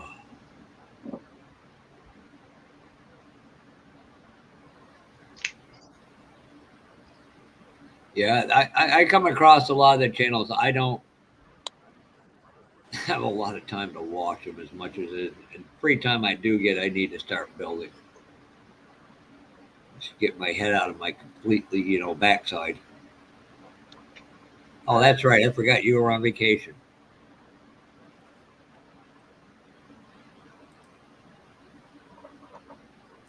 Tell Amanda I say hi, Ted.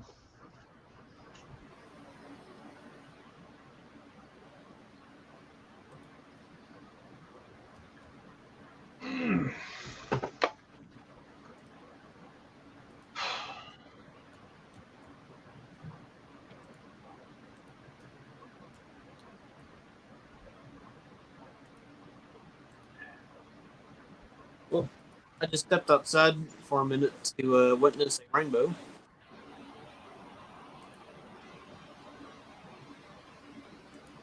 Hey, Ted.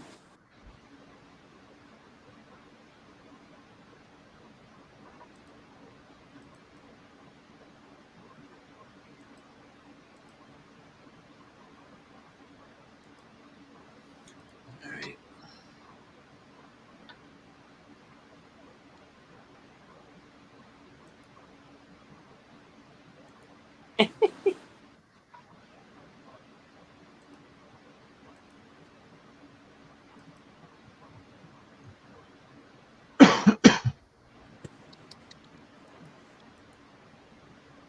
Yeah, that pretty well sums her up there, Ted. I'd say that's a pretty good description of her.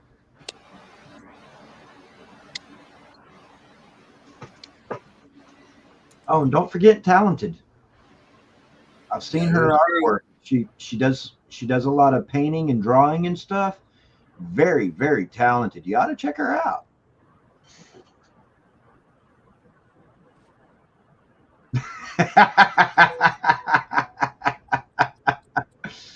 Oh, come on now, Mark. Surely ain't that bad.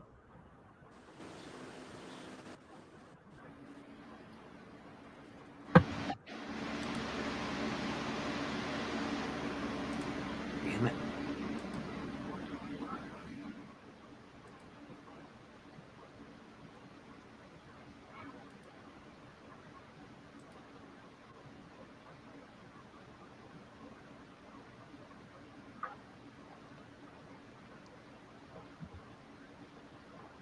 Every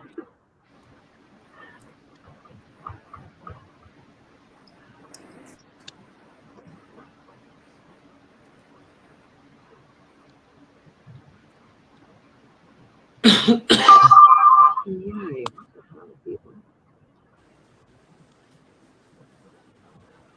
Crying all damn day and they gotta start bugging me now.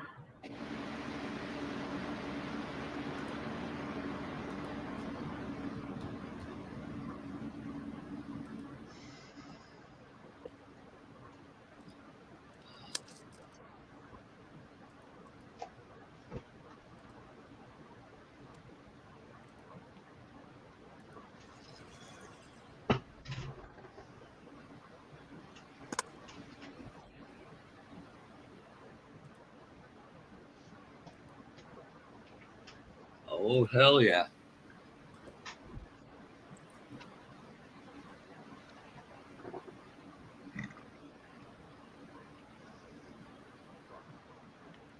Be right back. We'll be left front.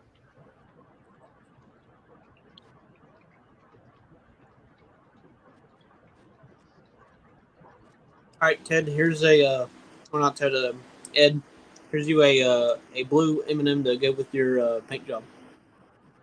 Hey, cool. It matches.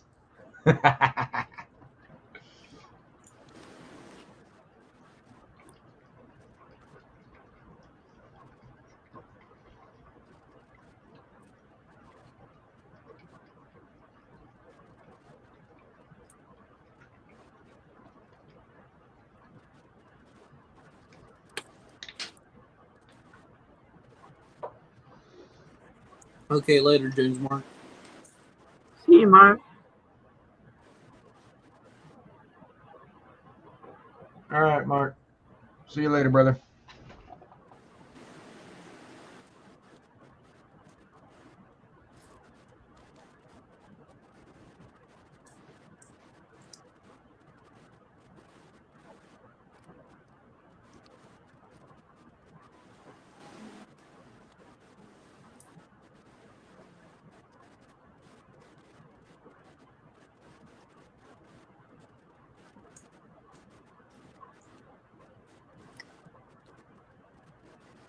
Oh, I can't wait for next week. Next What's week, well, exact week from today starts the county I live in's fair. nice?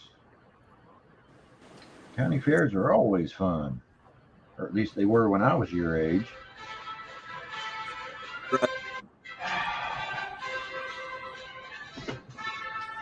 I don't recognize that number. I'm not answering that call.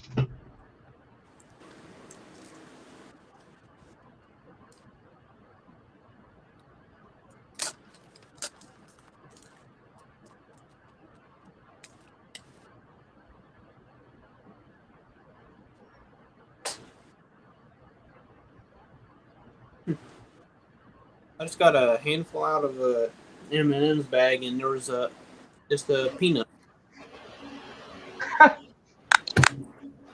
Welcome back, Jeff. I'll be right back. One more time. I know I was going to get through something.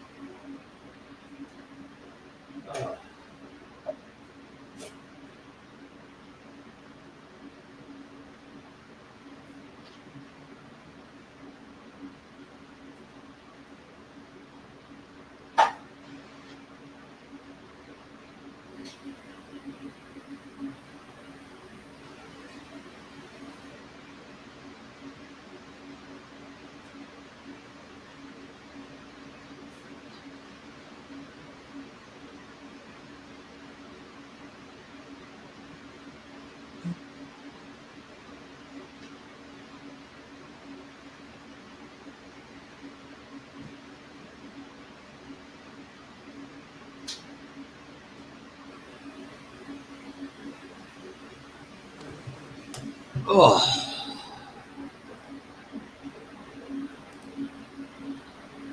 Later, MJ.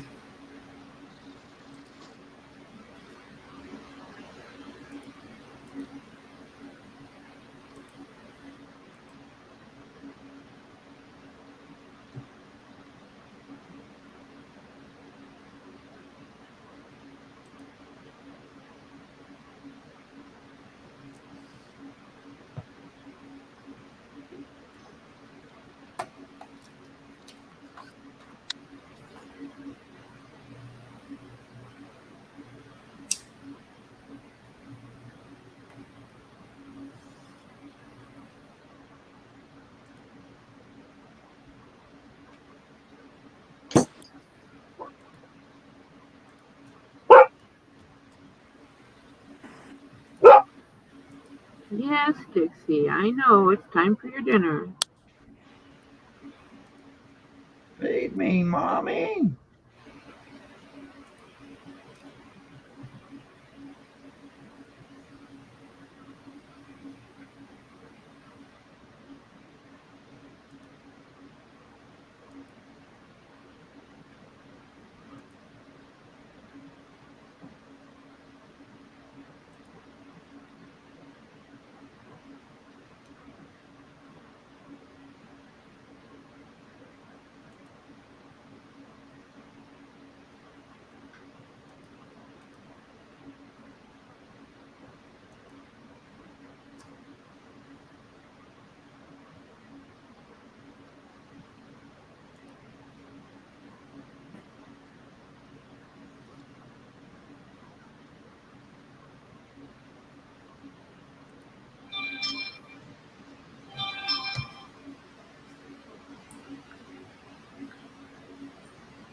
Hi, Amanda. All right, Phil. You have a good night, brother.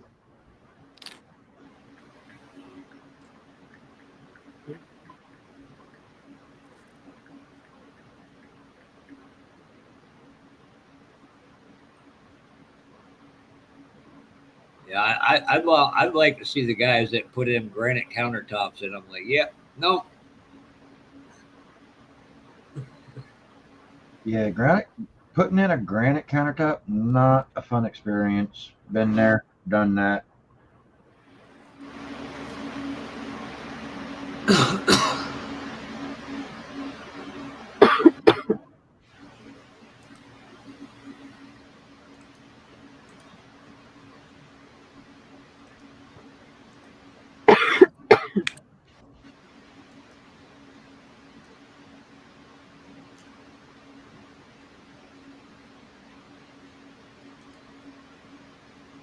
Now, what was fun, and I could be saying the name wrong, but coriander, plastic resin type stuff that when it's done right and all polished out, it looks like it's just one solid piece. Now, that was fun. I enjoyed doing that because after you put the glue in and you put the extra stuff on it to be able to blend it all in and make it look like it's one piece, and you get the router out, and you're grinding on it, and you got stuff flying all over the place. That was fun.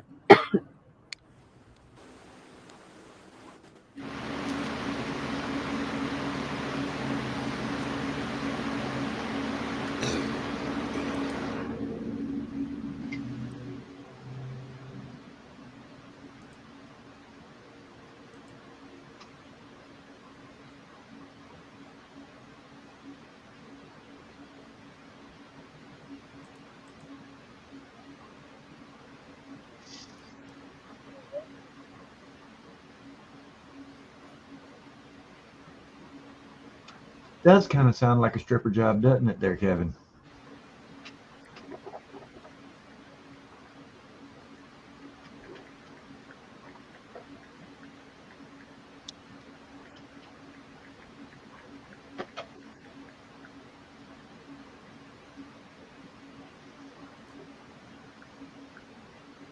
Yeah, there you go.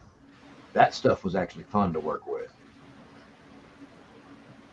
especially after you get all the separate pieces laid in place and secured down to the cabinets. And then you start putting in the glue and the extra strips of it to be able to blend it all in together and make it just one piece. And you got material just flying all over. That was fun. How you liking your single arm there, extra hand, Jonathan? I like it pretty well. I'd hear y'all better, but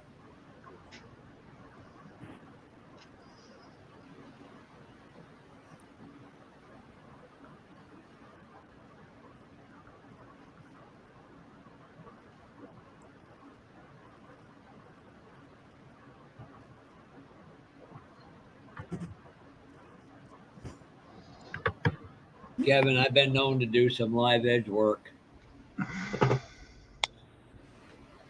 but people are getting too greedy with the the board. So if I do anything, I go through my brother. Of course, their mill, they get live edges.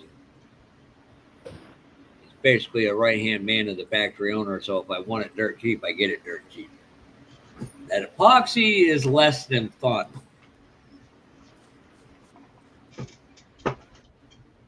Well, it depends on what type of epoxy you're using and what it is you're doing with it and all that. Go look up live edge. Go look up live edge furniture. You'll know.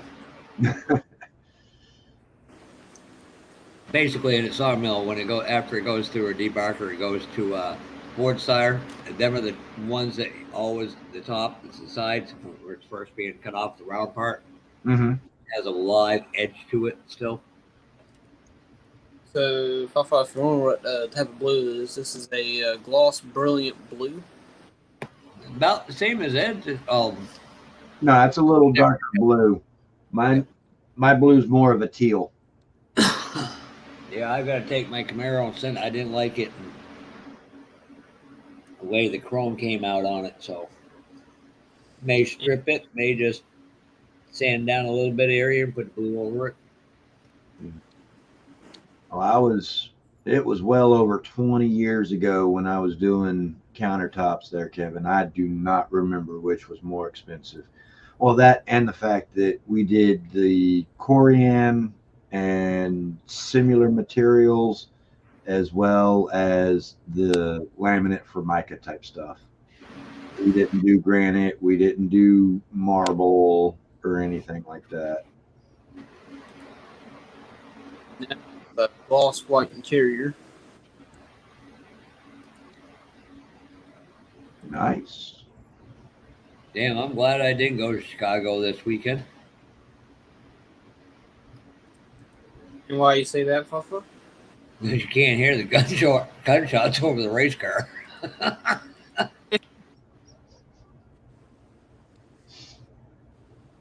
And You don't need to hear gunshots.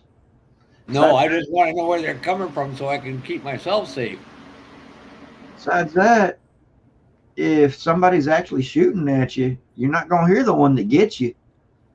Kevin, I could show you pictures from 100 years ago for the amount of trees we had then to the amount of trees we have now. You'd be surprised.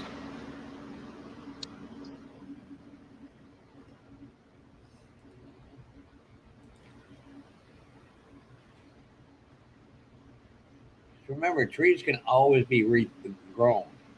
Yep. And the holes in the earth, not so much so. Yeah. And but, on top of that, I think he may be referring to is what we call old growth, the 100-year-old trees. Yeah. Which the boards would last. They're not as warped. Yeah. Not really. If you build a box and you set it down in there, you can do it live. The live edges, more people want it so you can put like a river. What you do is you get a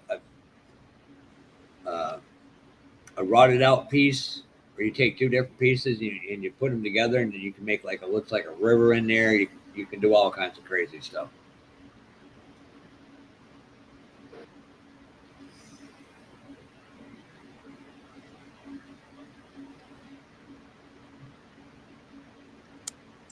I do know the difference. Before I forget.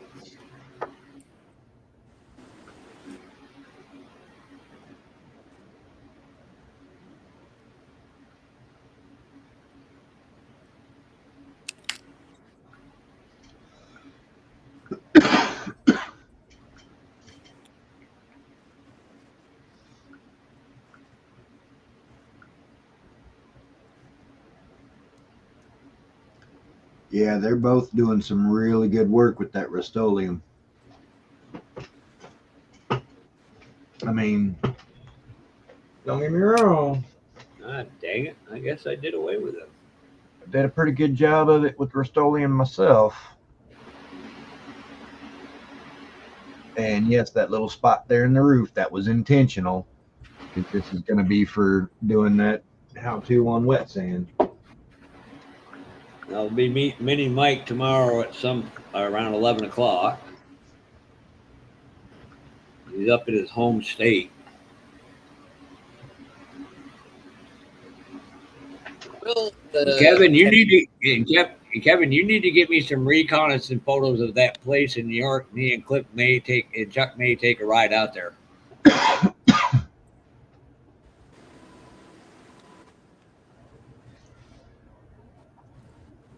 Kevin, I do have some testers and Tamiya paints. I don't have Rust-Oleum. Oh, I hate testers and enamel. That stuff. I've got one that's still not dry. Yeah. Yeah, Tester's enamel out of the rattle can is I love the lacquers. Is very, very difficult to work with, just for the fact that, like you just said, Fafa, it takes forever to dry. Now the extreme lacquer, oh, that's awesome stuff. And have you been to a part store lately to see how much enamel hardener is? Oh. Yeah. Which the only way you can use that with a tester's rattle can anyway is to decant the rattle can. Now, Jonathan, I do hope you build that Johan. I really do. I will. It'll be a long time because let's see, I came home with 9 model kits today, and I already got probably about maybe close to about 20, 25 to build.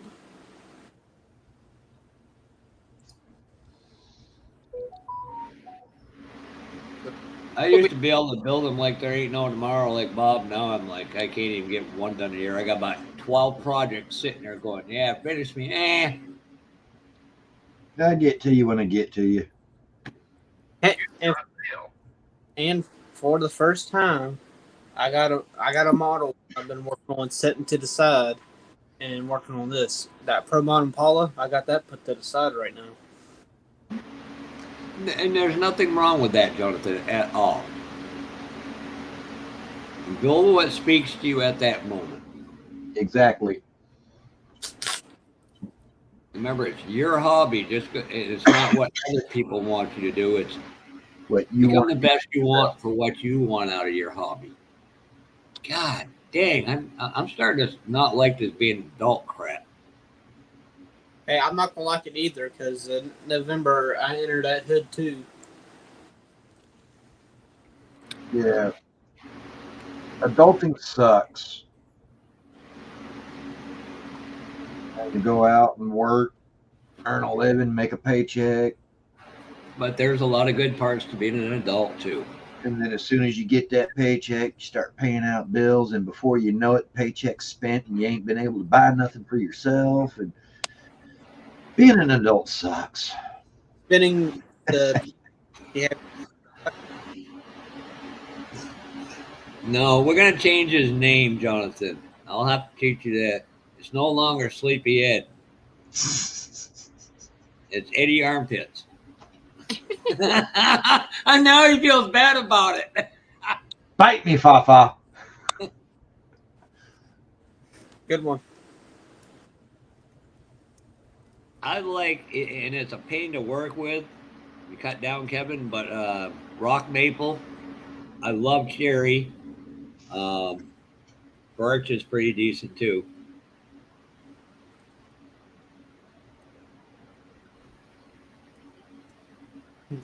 This glass it's a little snug when you try and get it in here. Now, Once what's you it not? With your glasses? Let me turn down one of my fans just so I can hear you better.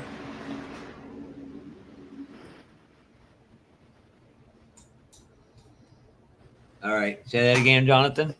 a little snug when you put the glass in.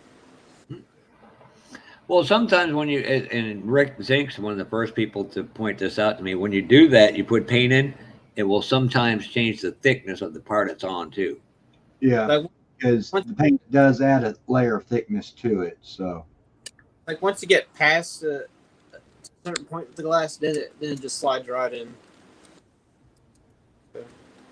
And Kevin, you're right in that respect. That's because it's petrified, and they use that in a lot of musical instruments.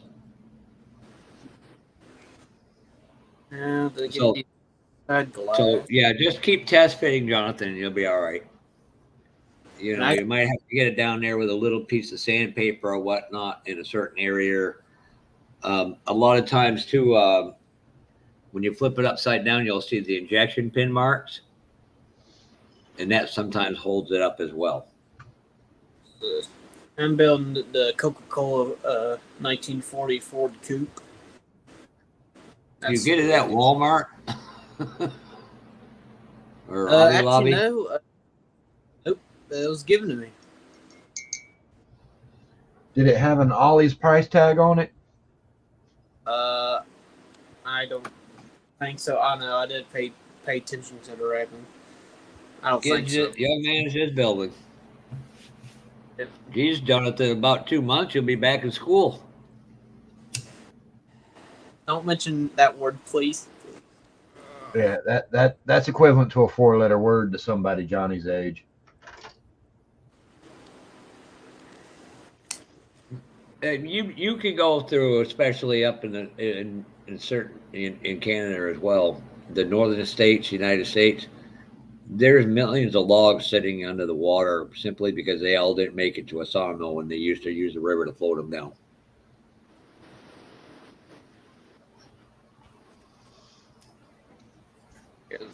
I gotta put the side glass piece on to it, but I gotta put it on from the outside.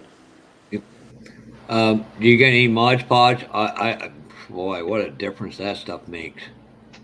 But it Something comes. that works really good for gluing in your glass. Where'd I put it? I've had people tell me clear coat is good for putting on photo etch parts, and I haven't. Yes, that's excellent. Yeah, either way, the Mod Podge or this stuff, both work really well for gluing in glass. And usually, what I do is when it comes to glass like this, where it's all as one, I use this glue. I just put a little small, tiny dab in there and put it in there, and it holds them fine. You're right in that respect. There's certain areas you can use that stuff in, but if you're especially like look at that coupe where you got the split in the rear window, Mm-hmm. you would almost want to put it right around. If you can pull that up there, you can put it right around the edge of it. You can see where the glass almost fits into that recess. The Mod Podge is good there. Yeah. That way, give it a little time to set up. Keep your fingers pressed on it to hold it in place and stuff. Because usually I just put like the CA glue. I just put like a oh man, it's like a little small dab like here and like here. Yep, you just hold that back up for a second. You'll see what I was talking about with the injection marks. Maybe it's a reflection, but right towards the back of the roof, you'll see it looks like two indentations or a little bit of a lip from the plastic where it was pulled off the mold. Sometimes that will hold it up as well. Well, Kevin's brother Boston's here. Hey, Boston. Oh, hey. Oh, hey. that was actually no, that was me. I'm sorry, guys. Now, Boston, if you like calling me Johan, you can actually really call me that now. I'm almost tempted to tell you to open just to find out two things. It's really a Johan, which is the actual name. Yeah, because it's abbreviation of John and a Hanson or something. Yeah. Something like that. And that's how they got the name. Yep. I don't know why I spent that time shaking that jar of paint because I'm about to go out and have me a cigarette real quick. So I'm just going to have to shake it right back up when I get back in. Why don't you shake it up while you're out there smoking the cigarette? Because I just don't feel like taking it out there with me. Okay. If you're honest about it. I mean,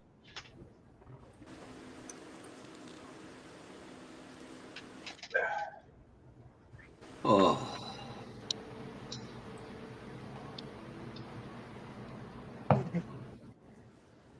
Thanks.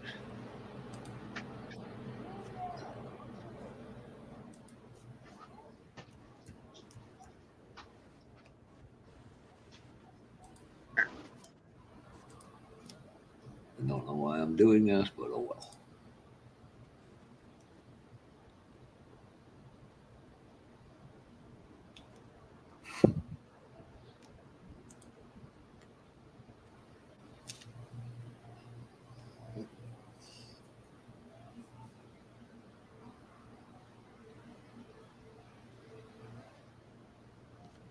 And what's crazy about this Johan kit, I've seen the kit before at the flea market because I was there last year and I seen it and I didn't get it, which I didn't think nothing about it until after I got home. I was like, oh, there was a Johan.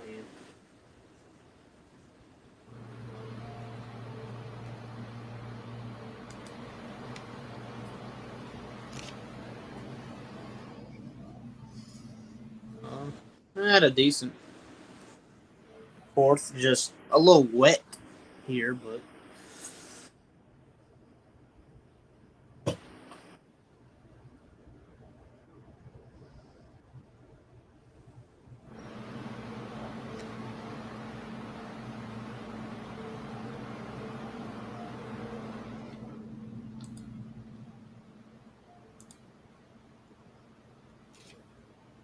does that look right in there? Hold on, give me a second. No, you can see where right up on the top edge, Jonathan.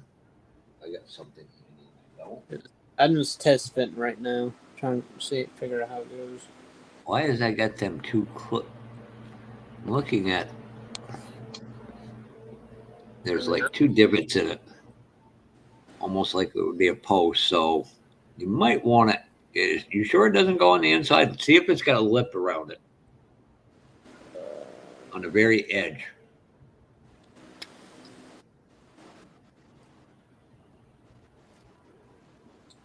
I don't see a lip. It just looks like it's all flat. So you can see where there's a post was supposed to be in there between them. Yeah. And that almost try it fitting inside just to see how it works for you, Jonathan.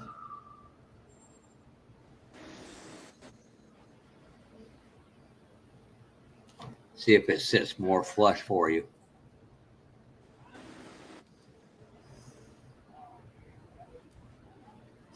I know on the Mobius Nova Chevy 2 gasser that you have to put them the side ones on the outside.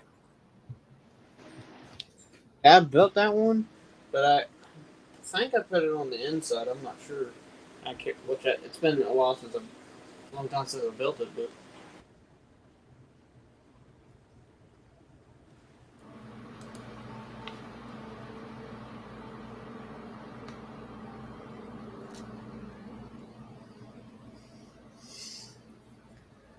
No, it looks like it's going to work from the outside.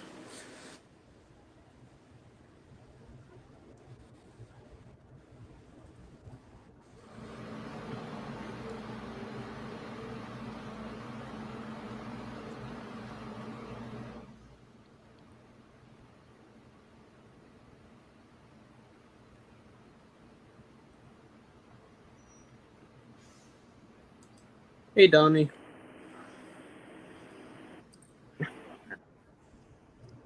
I hate small pieces sometimes.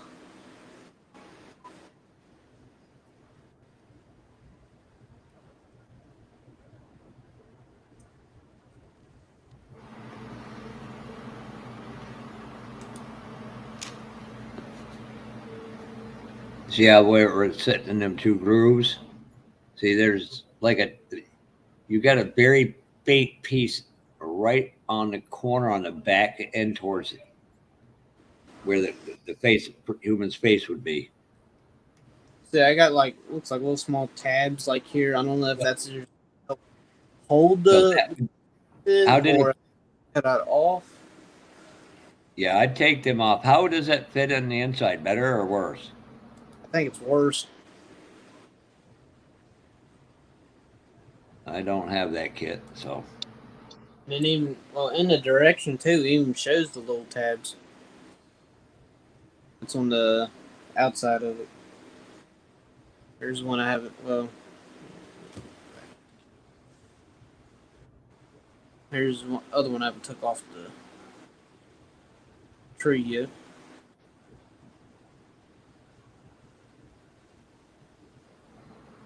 So yeah, right where you cut it off the tree, or I can't think of the actual name of the word.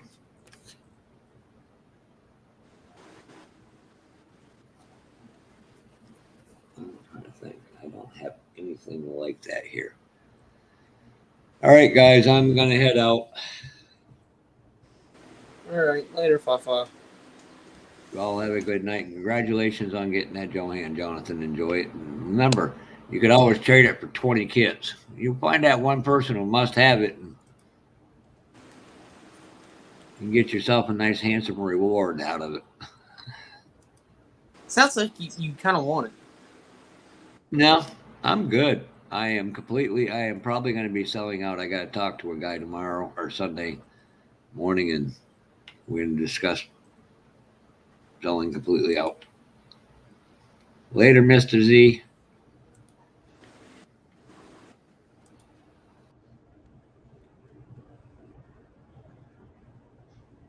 Now I guess I'm gonna have to entertain y'all now.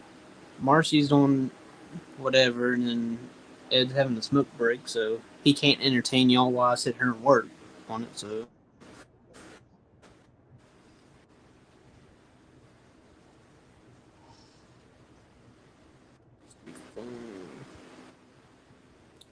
I'll probably just leave them tabs on later, Ted, so that I guess help support it. Or do you think I should cut them off?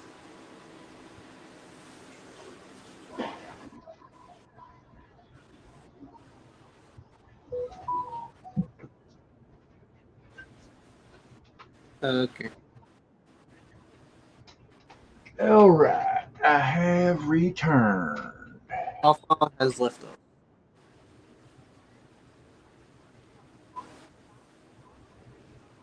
So what I'm Did he thinking, pop up chat or did he just? he left off of here. Okay, so he's still in chat. Then you still in the chat, Fafa? I don't think so. So probably what I'm gonna do is cut off these little tabs. That's it. Because there's a tab here and a tab there. Yeah. Because when I put it in there, it almost kind of looks like they're in the way. Night, Ted. But then again, I don't know if I should leave them or not.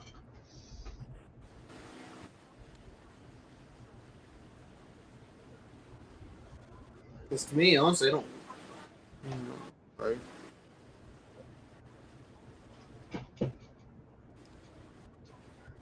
Baschetti.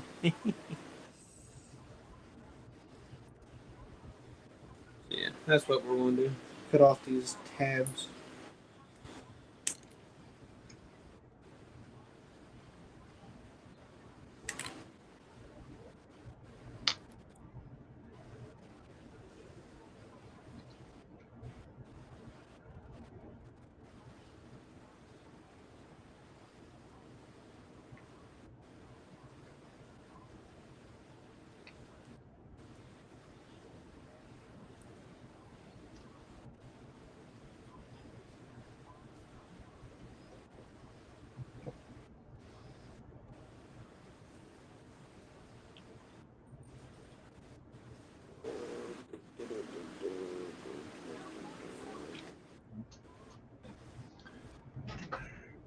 Go get my dinner out my fridge right quick.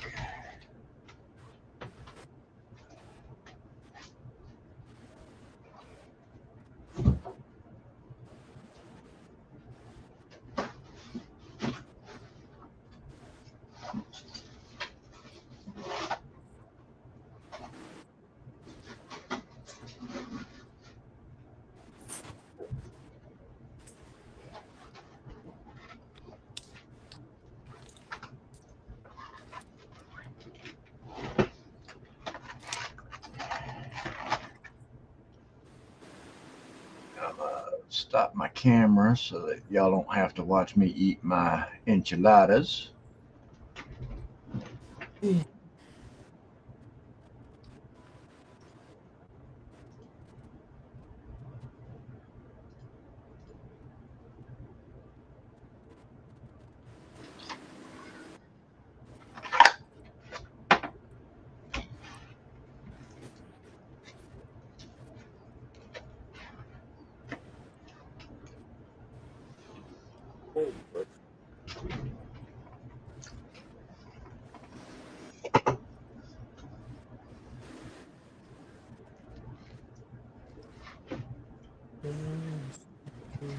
What are you talking about, Kevin? I look like that every day.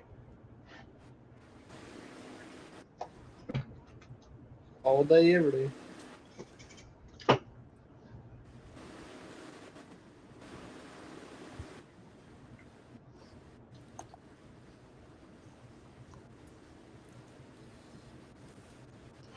if I'm gonna make Italian food, I make all my pasta fresh from scratch.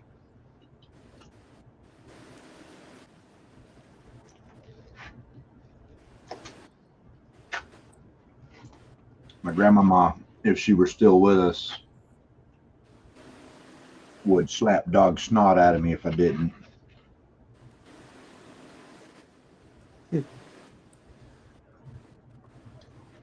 Woman was very proud of being Sicilian.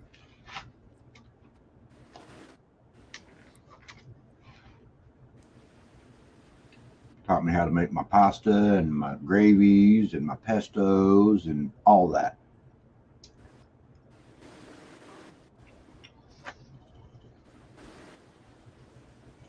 And yes, it's spaghetti gravy, not sauce.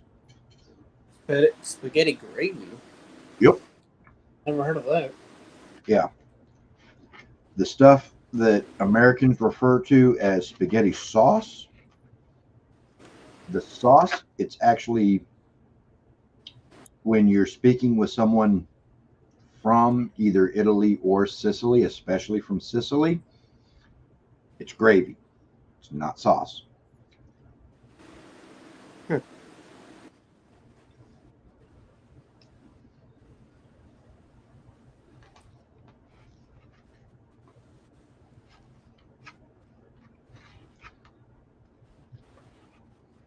Now, just a base marinara, that's sauce.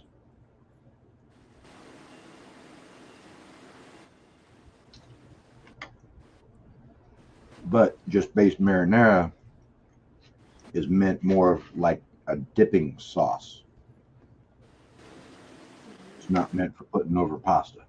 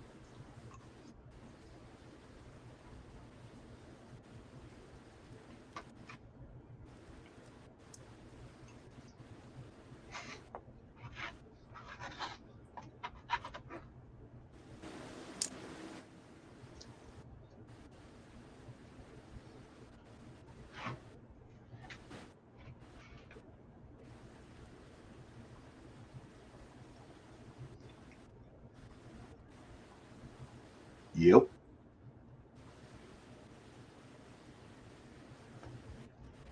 Got to have the gravy. The gravy I really love is the sausage gravy, especially when you put it over biscuits. Mm-hmm. And get your 2 eggs to go with it and mix it together and then eat it.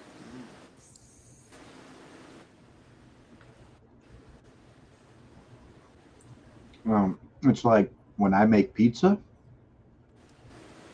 what I'm calling pizza when I make it, that's not anything near like what you're getting from Pizza Hut or Papa John's or anybody like that. Those are American pies. That's American pizza. That's not pizza.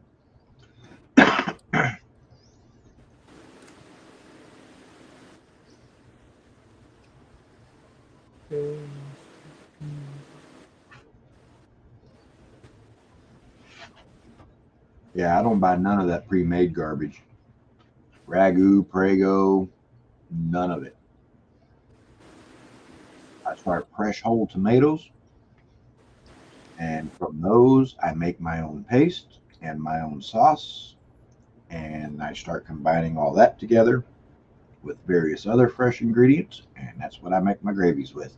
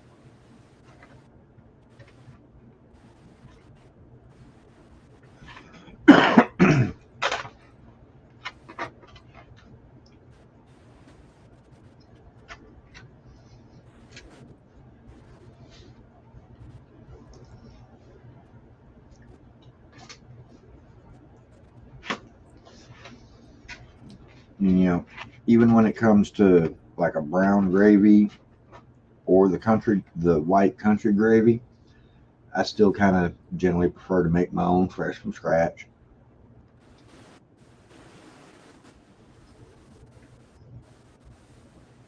And if I'm making country gravy, you can darn well bet your boots it's going to have sausage in it. Yeah, buddy.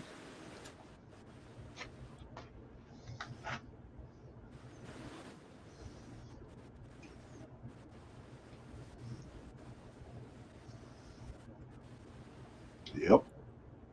I make that from scratch too.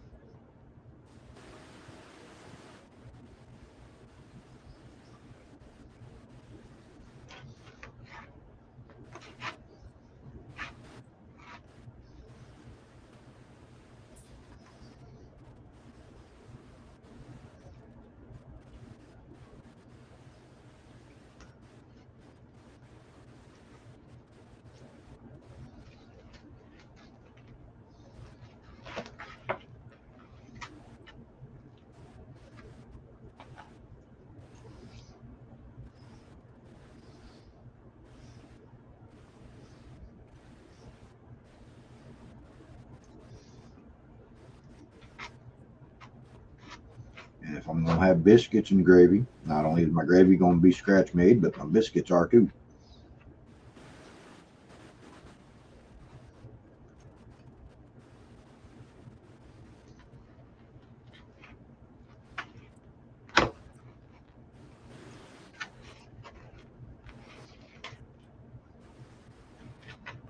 And I do agree with Jonathan. I like eggs with my biscuits and gravy.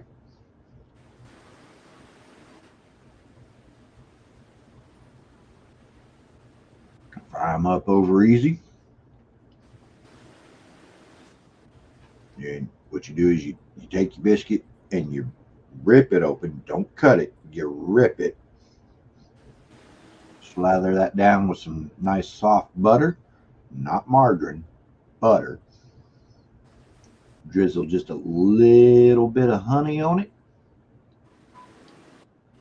Scoop your sausage gravy up on there. Slide your over easy eggs out the pan on top. Yeah, no, not grands. Scratch made. Fresh. All right, I walked away for a minute. I thought I'd step outside for a minute and give my butt a little rest. I see Boston blessing me, and then Kevin said I'm not wrong. I'm like, I'm not wrong about what? I'm thinking about the sausage gravy stuff. Biscuits and gravy. All right, later, Mark. Stay safe in that storm. All right, Mark. You have a good night, brother. I just had, cause I just had a severe thunderstorm. It just missed me just to the north. So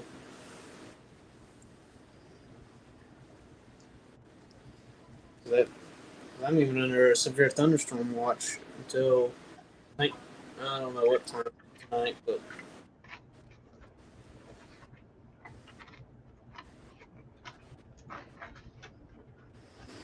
all right. So I think I'm ready for a side glass. Got it in.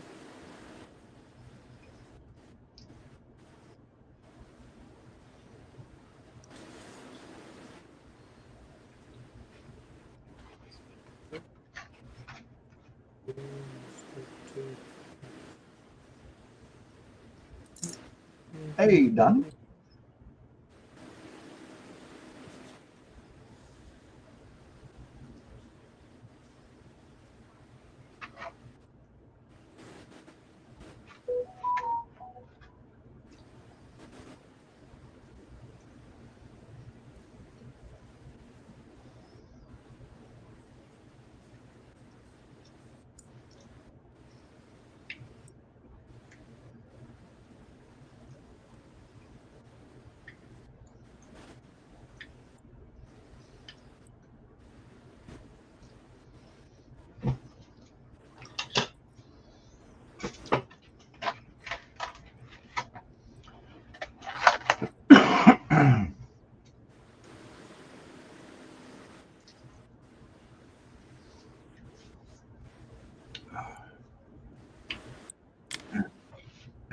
some damn good enchiladas.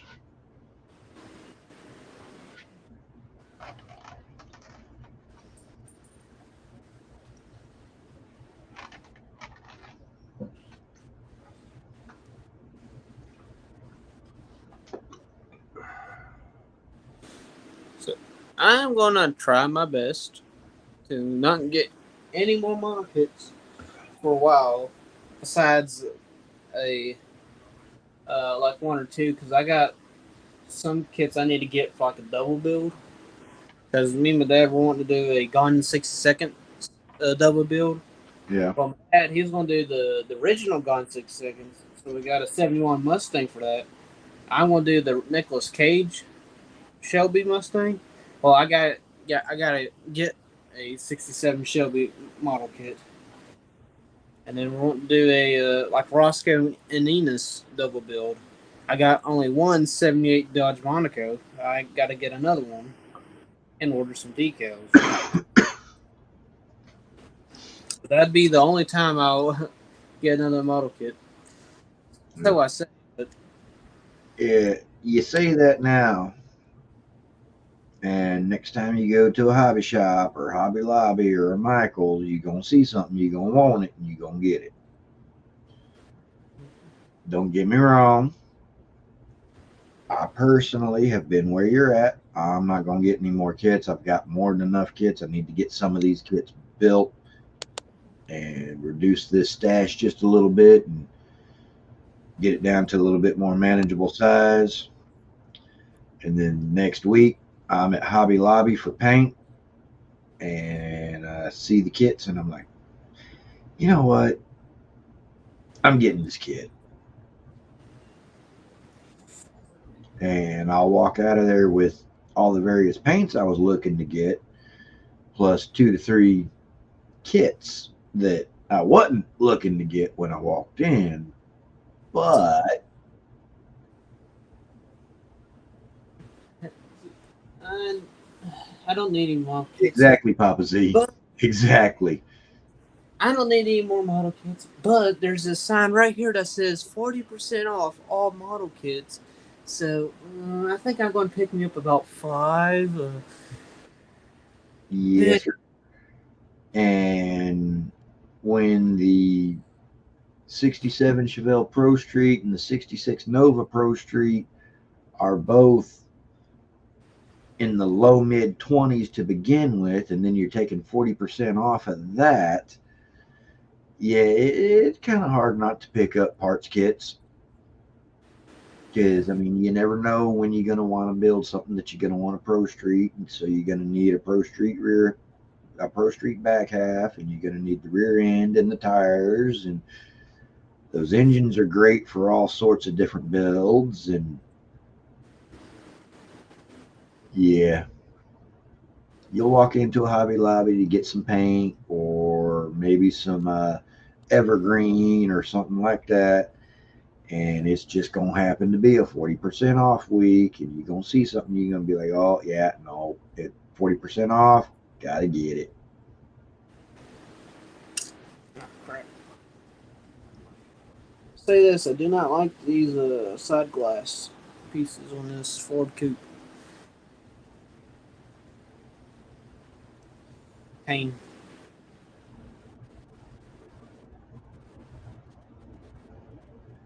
It's the other side.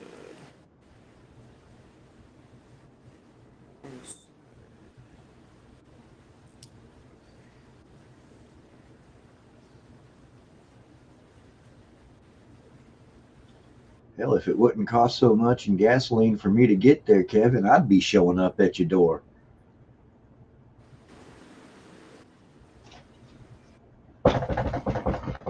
Yeah, you cleaning out your basement hobby room?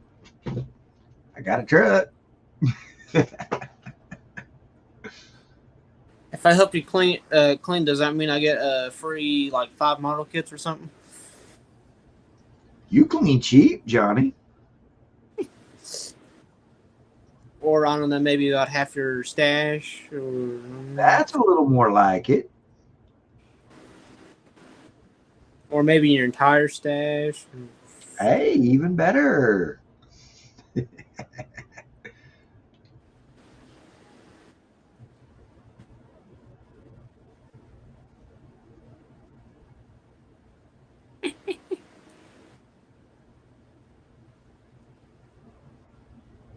Just lock your doors, Kevin. Lock your doors. And have your gun ready. Yeah, because you have a redheaded stepchild at your door and like model kit, be model kit zoned out zombie. Hey, I resemble that remark. Wait, what? I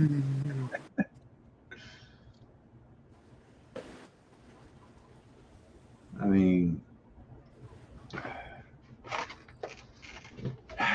kit boxes for kits that I'm either building or haven't started. 1, 2, 3, 4, 5, 6, 7, 8, 9, 10, 11, 12, 13, 14, 15, 16, 17, 18, 19, 20, 21, 22, 23, 24, 25, 26, 27, 28, 29, 30, 31, 32, 33, 34, 35, 36, 37, 38, 39, 40, 41, 42, 43, 44, 45,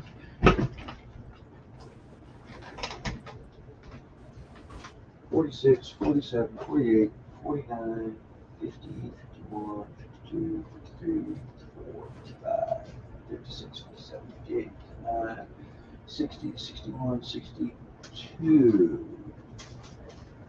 63, 64, 65, 66, 67, 68, 69.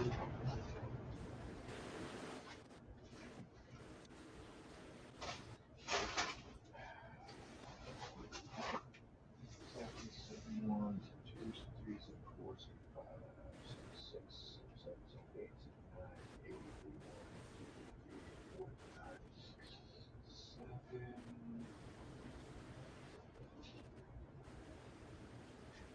88, 89, 90, 3,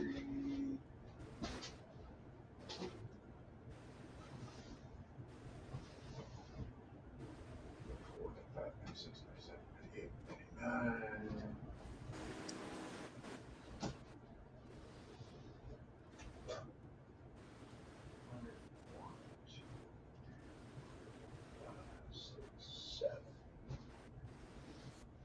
Kevin, all you have to do is just throw down a cheeseburger and you can get away. So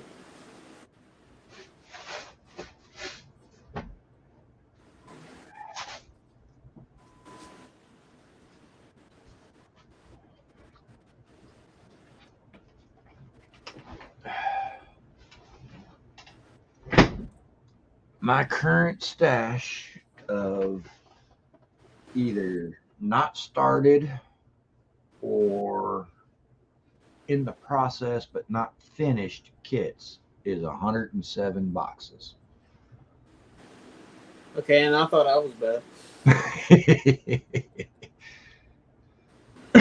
Yeah, no, I've got model kit boxes on the shelf to my left and behind me. I've got model kit boxes to my left underneath where I've got my little printer at. I've got model kit boxes to my right, just immediately off the side of my chair.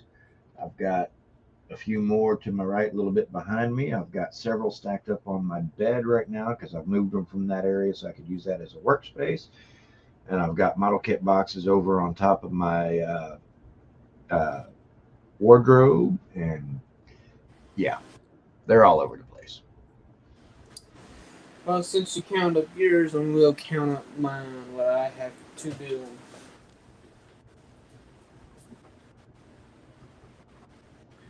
And somebody texted me. Who texted me?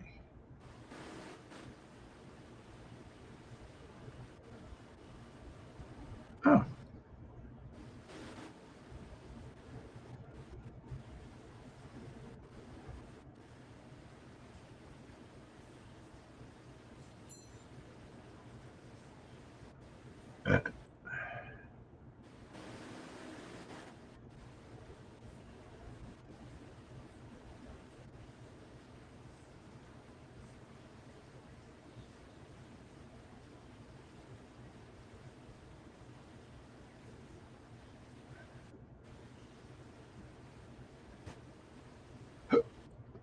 Excuse me.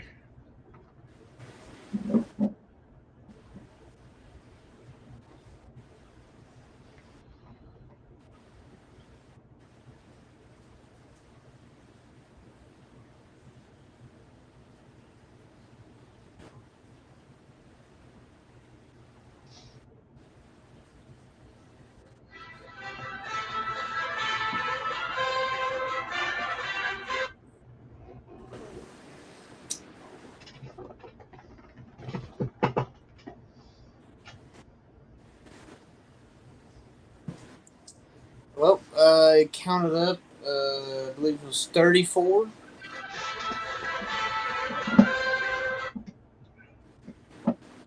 To build, and maybe 35. That includes a Lego kit, a Lego set of a 69 Camaro that's a little over a foot long. Woo!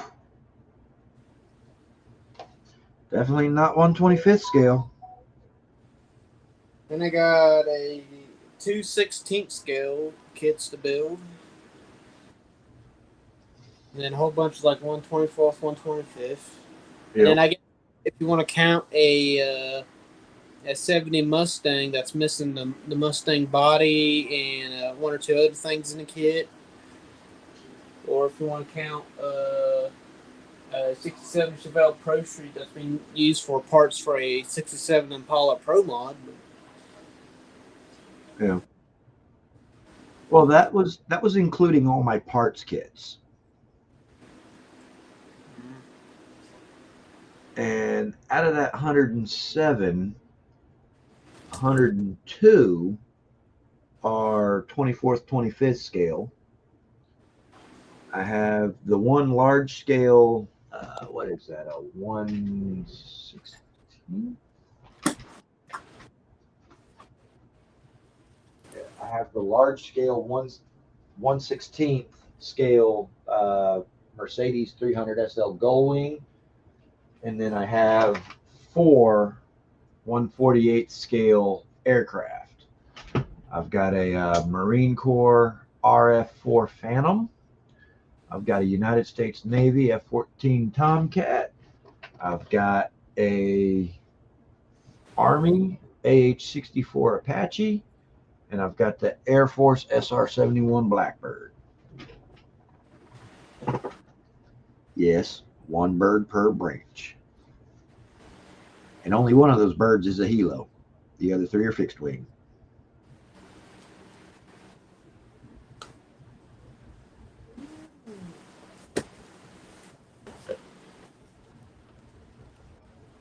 I wish I could zoom out.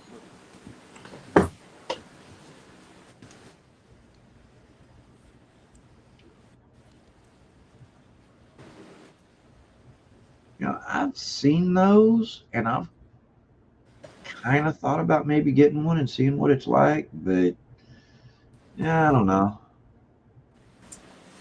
Yeah, I've seen there's 2 other of like these style kits I've seen at Walmart because that's where I got it.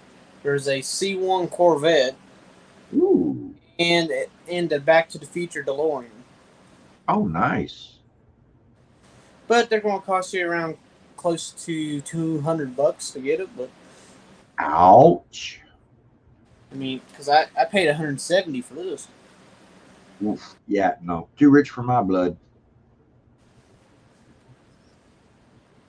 So you got 3 different hood stripes to choose from. Make it convertible, hardtop, and hood and trunk open. Looks like the door's open too. That definitely wait until winter time to build those. Depending on about the parts and all that. Yeah. It might be multi-video. Don't know.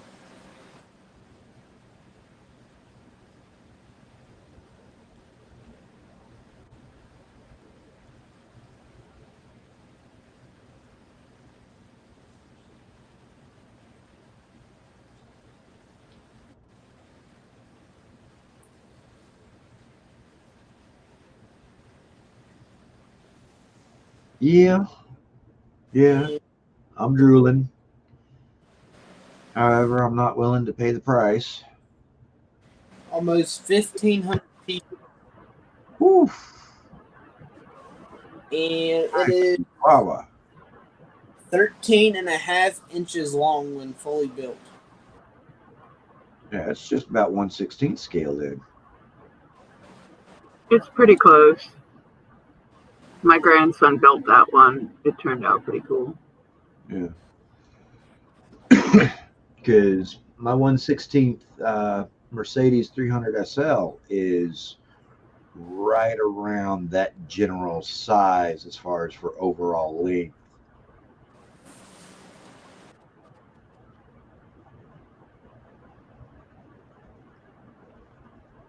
I swear, I don't know who's worse today, Dad or the dog. He knows we got to stay on a schedule, right? Because he takes insulin. Mm-hmm. And we have a schedule that works for us. We don't get up before 10 a.m. He usually sleeps in until almost 11. That's good for me because when I work midnight shift. And I'm not a morning person regardless. So anytime after 10 a.m., I can function, but it's very limited. Yes. And, he's got to take insulin before every meal, and then he's got to eat. And it's like, he couldn't decide between two things. Then and then it's a damn complaint that we eat that all the time when we don't. Yeah. Then I got this from my dad for Father's Day. 16th scale, 55 Bel Air. Nice. This is like one that they, I think it's probably, I'm pretty sure it's re-release, but it's the turbocharger system with the 4-barrel carb, plus plated fitted valve covers and low restriction air cleaner.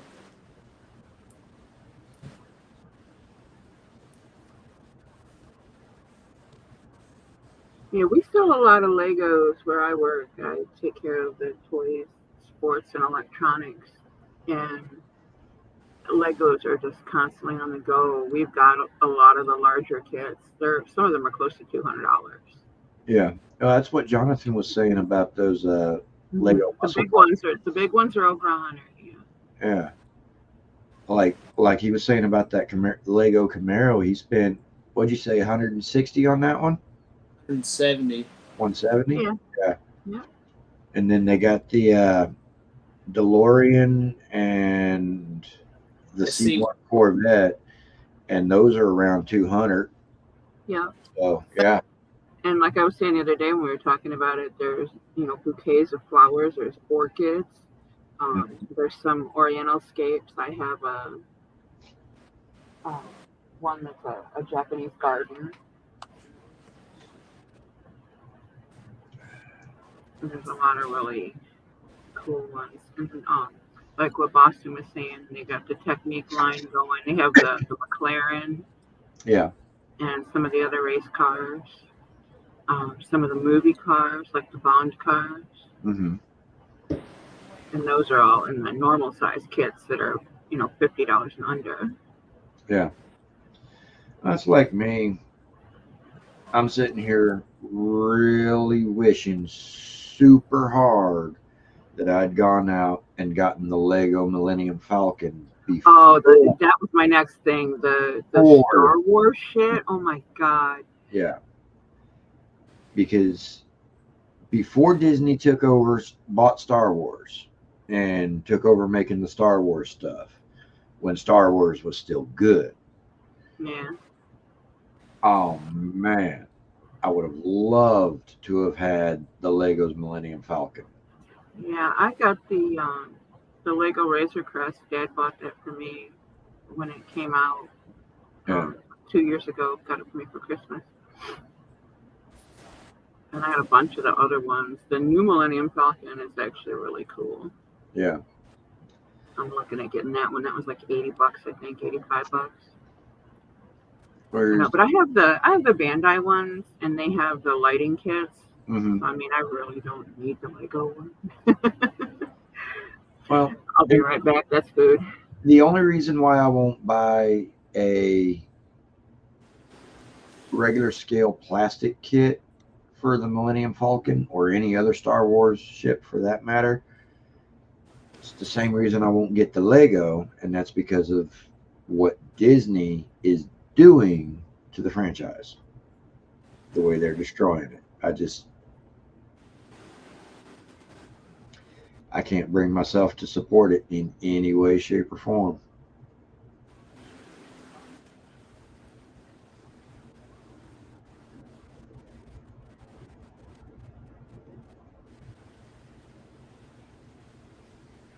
I'm sorry, when a company makes a bad product and then turns around and yells at the fan base, accusing them of being racist or homophobe or misogynist or whatever because they don't like the bad product that the company put out in the first place. I can't do it.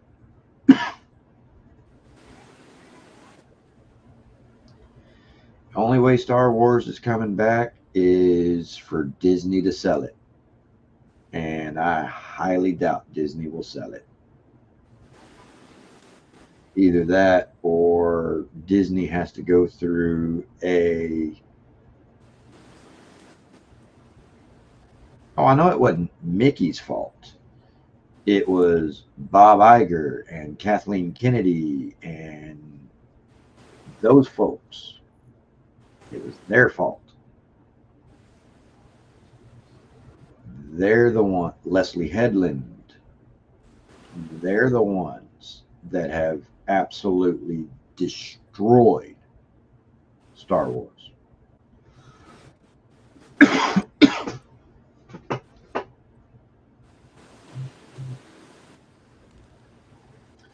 Well, we'll see. I mean,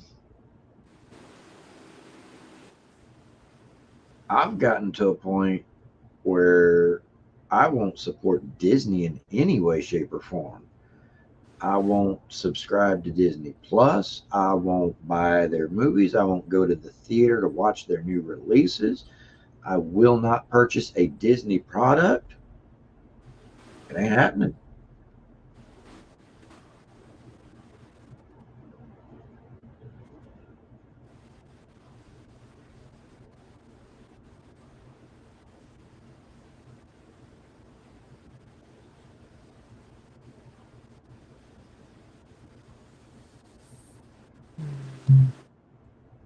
Now the waiting game. Yeah. I mean, I know I can. I know of a few things I could do, but they don't. That won't take very long. Yeah, waiting for either paint and or glue to dry. Kind of a pain in the butt.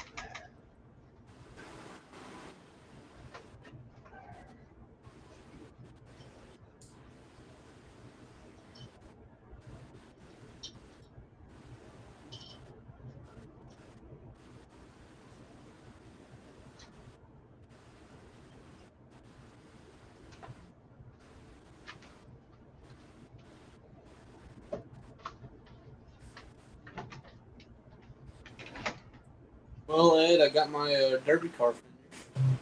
You got your what? Derby car finished. Oh yeah? Cool. Good. Probably tomorrow. Be getting some pictures of it. And Awesome. covered. I'll make a small video to post on here for everybody to see. Because it's not next week. The week after next, I get to smash it up in a derby. So Sweet.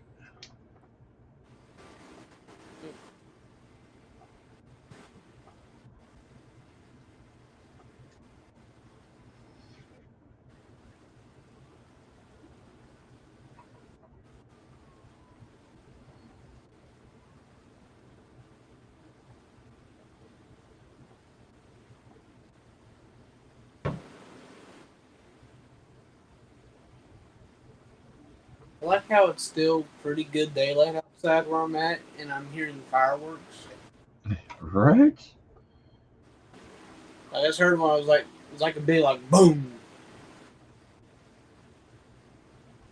Um, I'm surprised I haven't been hearing fireworks.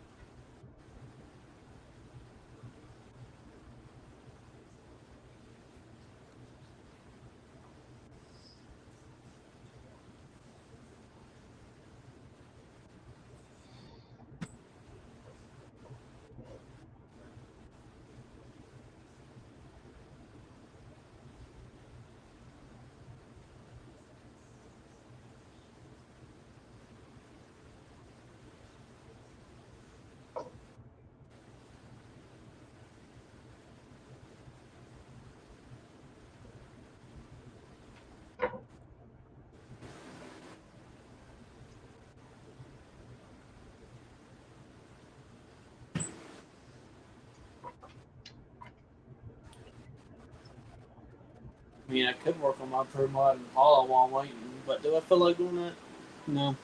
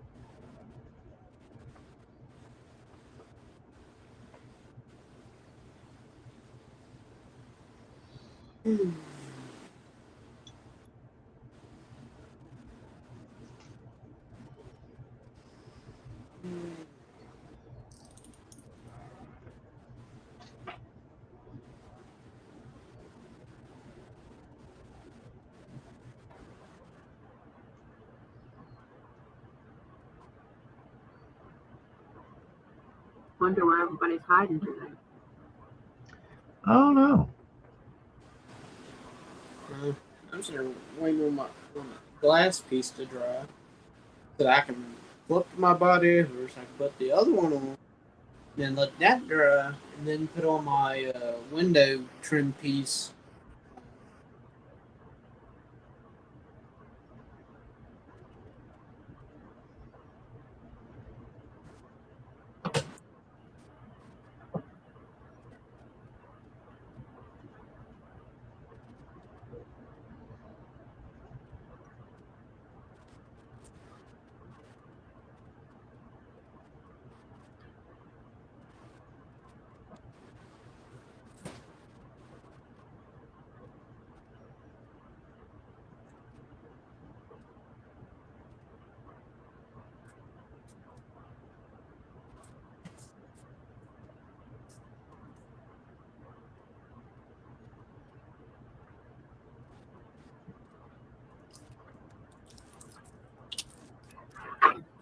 plenty of pizza for everybody. Take in. Woohoo! Pepperoni and cheese.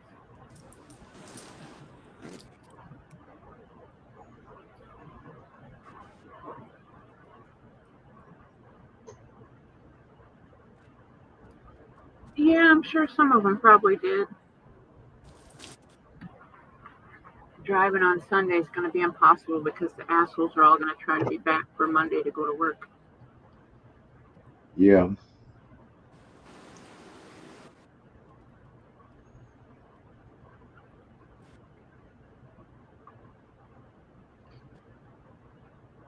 It has been nice these past couple days, though, for when I need to get on the highway, not having Yeah. to deal with the morons because they're just not here. Yep.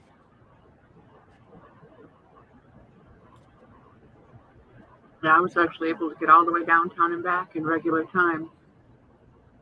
When everybody's here, it takes over an hour to do basically a 15, 20-minute trip. Right. If you do the speed limit and stay in your fucking lane.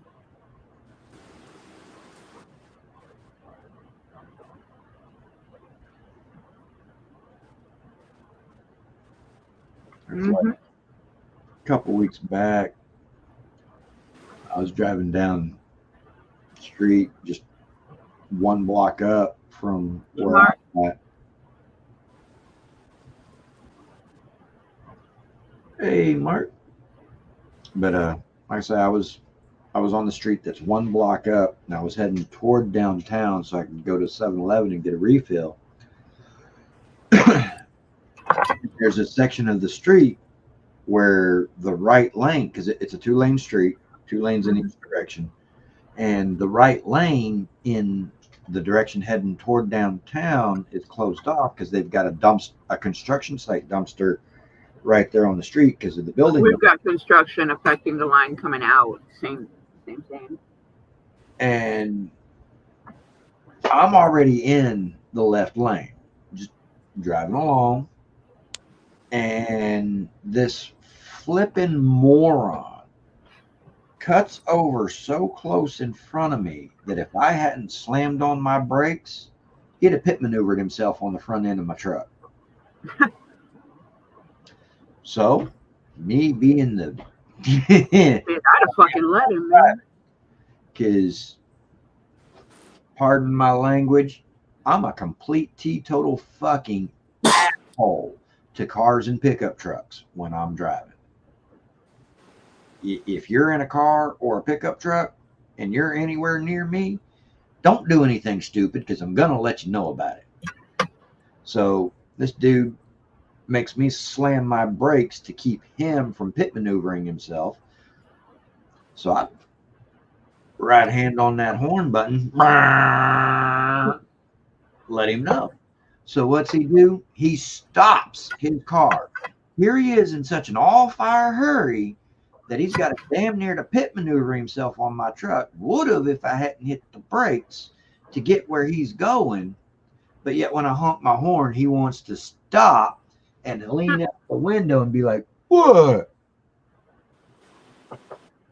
So I leaned out my window. I said, you stupid moron. You're the one in such a hellfire hurry to get where you're going.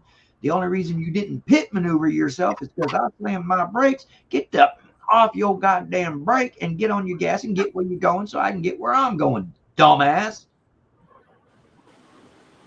And he started to get out his car, and I'm like, what? What are you going to come do? You going to come shoot me? Come on. And he was like, oh, shit. Oh, man. Monday night, I had some tweaker pull out. I mean, light was green on my side. Me and the guy next to me had to right away. Yeah. And somebody tried to come from the other side to make a right-hand turn the direction we were going. And then proceeded to follow me into the parking lot of work. Making up all kinds of nonsense, talking all kinds of trash. High as fuck. Yeah.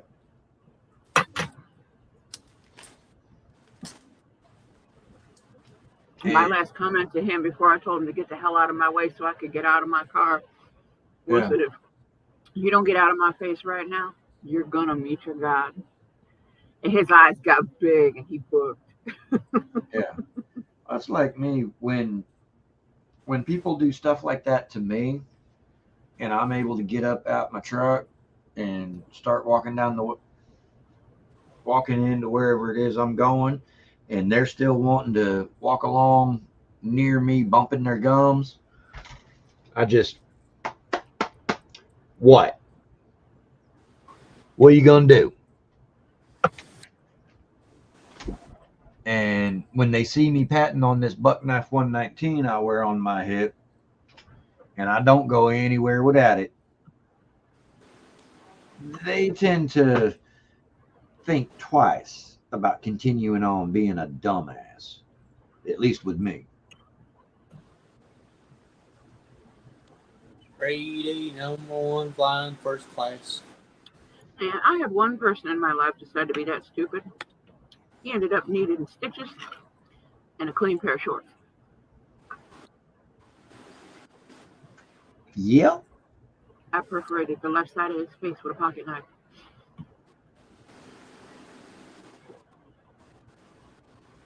Well, yeah, I mean, I might not look like much, especially sitting here in my tank with my little noodle arms. But you know what they say about dynamite? Kind of a small package packs a hell of a punch and it's gonna hurt you. Add to that I have military training with the exact knife that this particular knife was modeled after.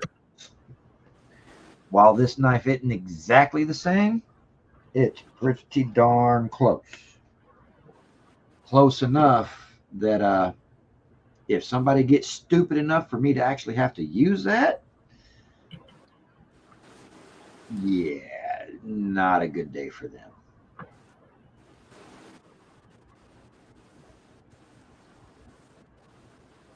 May not be much for a knife, but I like it. It'll get the job done. It ain't got to be much. It's got to be sharpened in the proper hand. Yep. Doesn't even necessarily have to be sharp. This is true. Because if the blade's dull, it's gonna hurt worse when you cut them with it. Yeah, only because it's not going to be a nice neat cut. And then it's gonna guarantee scar if they survive. Survival of the fittest.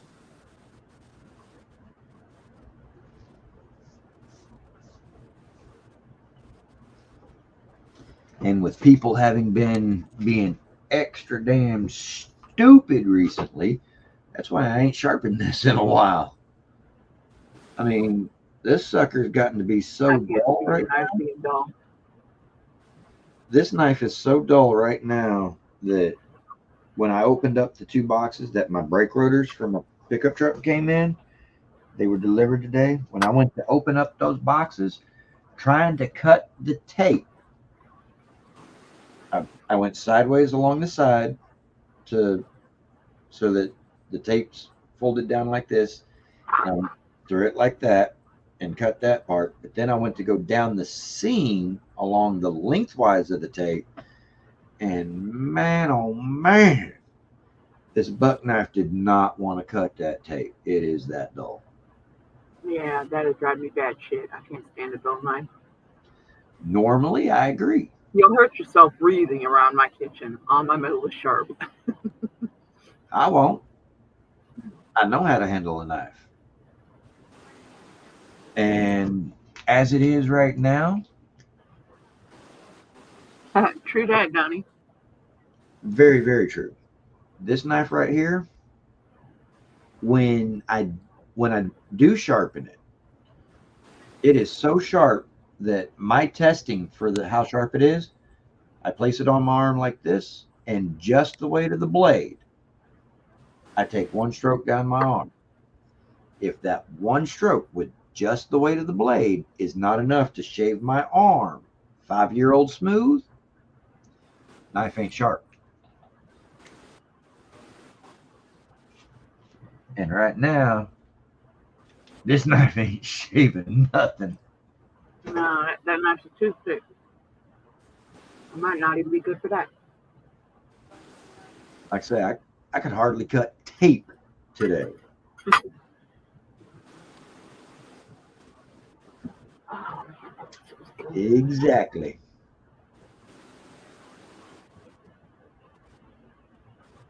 Upper thigh, jugular, and then a stick through the ribs just to make sure you get the job done. stick and twist. You got mail, man. Yeah, somebody. Yes, I'm a nerd. I mean, you could be Batman. Oh, I don't kill people, but give people brain damage at the same time.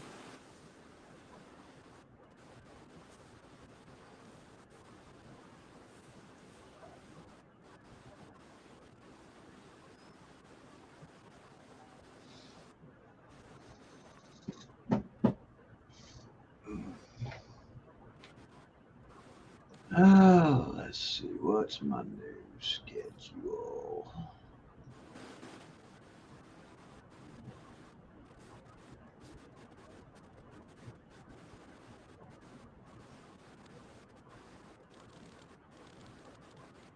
That's kind of what I figured it would be. All right, that's cool.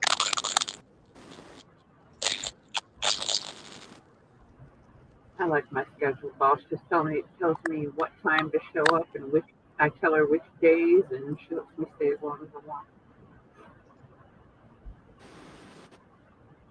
So she knows I'll get shit done.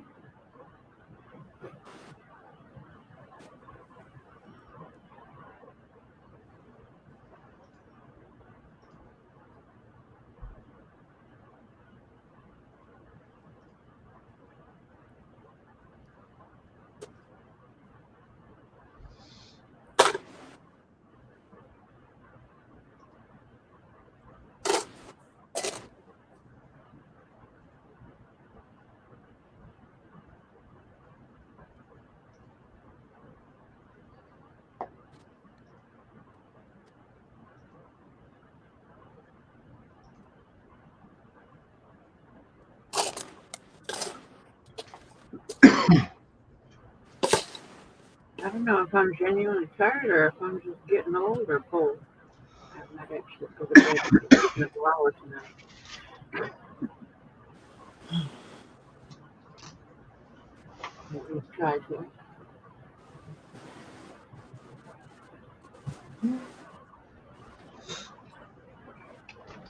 Guess I'll wait.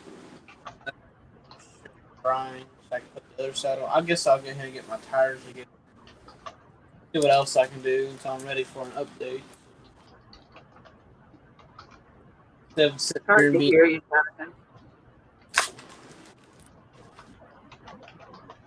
put my tires together. Instead of sitting here being bored. So Well, got something to do.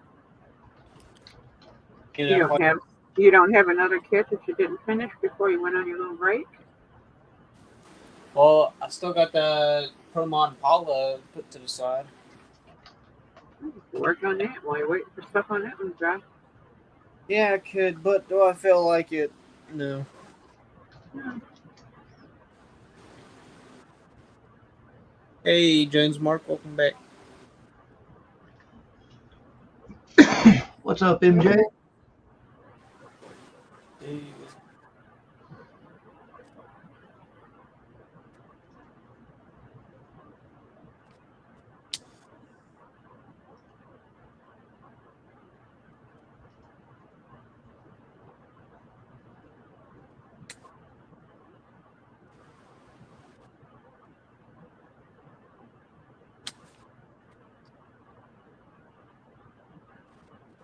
hey.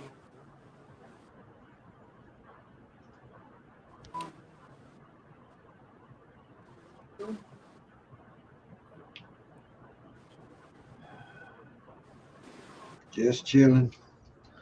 About to go have my post dinner smoke though.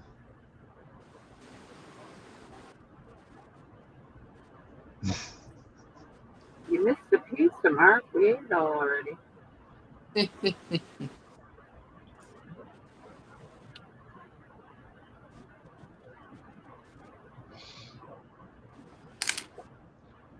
tomorrow I'm gonna be busy actually doing the brake job on my Chevy sitting outside in the driveway. Because originally I was scheduled to work some tomorrow, but the line chef who was supposed to be coming in to act kind of like as supervisor slash manager slash help out, he called in sick and he's not going to be able to make it tomorrow. So now, is the guy actually sick, or is he just kind of playing hooky and saying, "Yeah, I don't want to go to work"? I'm thinking he just wants to have a long holiday weekend. I think that's what it is. I think he just wants a long holiday weekend, especially knowing this particular line chef. I think he just wants that long holiday weekend, and I don't blame him. I mean, I still expect a letter from a doctor. right? But that since I already had my brake pads, and since my rotors just came in today, and I don't have to work tomorrow, provided it ain't raining, I'm doing a brake job.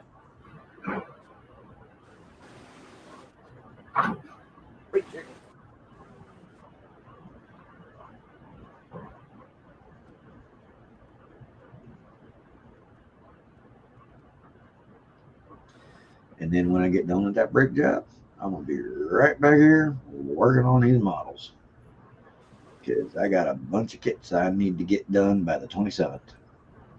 Because you ain't got nothing better to do. No, because Space City Shootout is on the 27th, and I'm wanting to get these kits entered into various categories to be judged on. Not that I'm expecting to win anything with any of them, because I was at Space City Shootout last year, but just as a spectator. I didn't put anything on any of the tables. And the caliber of build quality that was there last year compared to what I'm doing right now, build quality wise, yeah, no. I never thought I'd get one, and I got a second and a third. So, you I mean, never know. Put them up, see what happens. exactly. I'm gonna be there. I'm going to enter in my kits and put I them don't on even the like table. taking my stuff out of the house. And I'm not doing that with the expectation of leaving the event with any kind of hardware or even an honorable mention for that matter. In fact, I'm expecting not to leave with even an honorable mention, let alone hardware. But if I do get an honorable mention, hardware, whatever, that's just going to be a pleasant surprise and be like, hey, cool, really? Y'all got weird taste. But hey, I'll say this. Well, for me, in my very first model car competition, I was surprised I didn't get an honorable mention. I had a Back to the Future Time Machine DeLorean, which was way better than some of my builds, but it got an honorable mention. Well, I got first, I think 2 seconds, and a third. Oh, wow. So I was sort of like, hmm.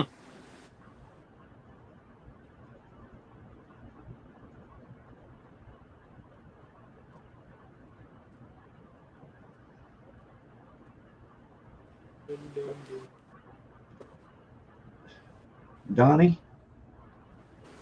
I put that on my truck in less than a week and a half.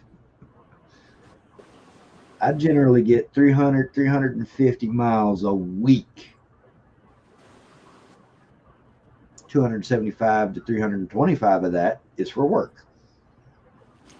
I don't do that much driving anymore. When I used to go, hanging out with friends and stuff an hour away, I was putting out, miles after miles on the car. But now it's like I don't really go anywhere but work and doctor's appointments, shopping, drive my kids to work. That's it. Well, it's like here in Texas at the end of this year, starting next year, cars that do not have the OBD2 style diagnostics connection, no inspection. As it is right now, vehicles that don't have the OBD2, all they get is just a safety inspection. Make sure your We tires. don't even get that anymore. They used to check everything. You should see some of the hoopties on the road around here. Oh, here you ought to see some of the beat up, hoopty, busted light lens. I'm surprised the brakes work. Pieces of crap on the road here in Houston. Well, hey Edward, how you doing tonight, brother? Hey, Hey, Edward. Edward.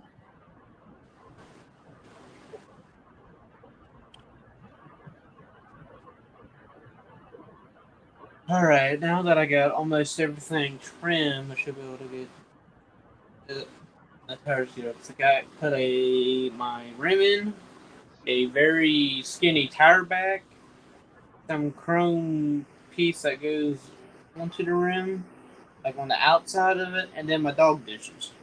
Then the tires. Did you end up painting the dog dishes blue, or did you do them chrome? Yeah, let's paint it white.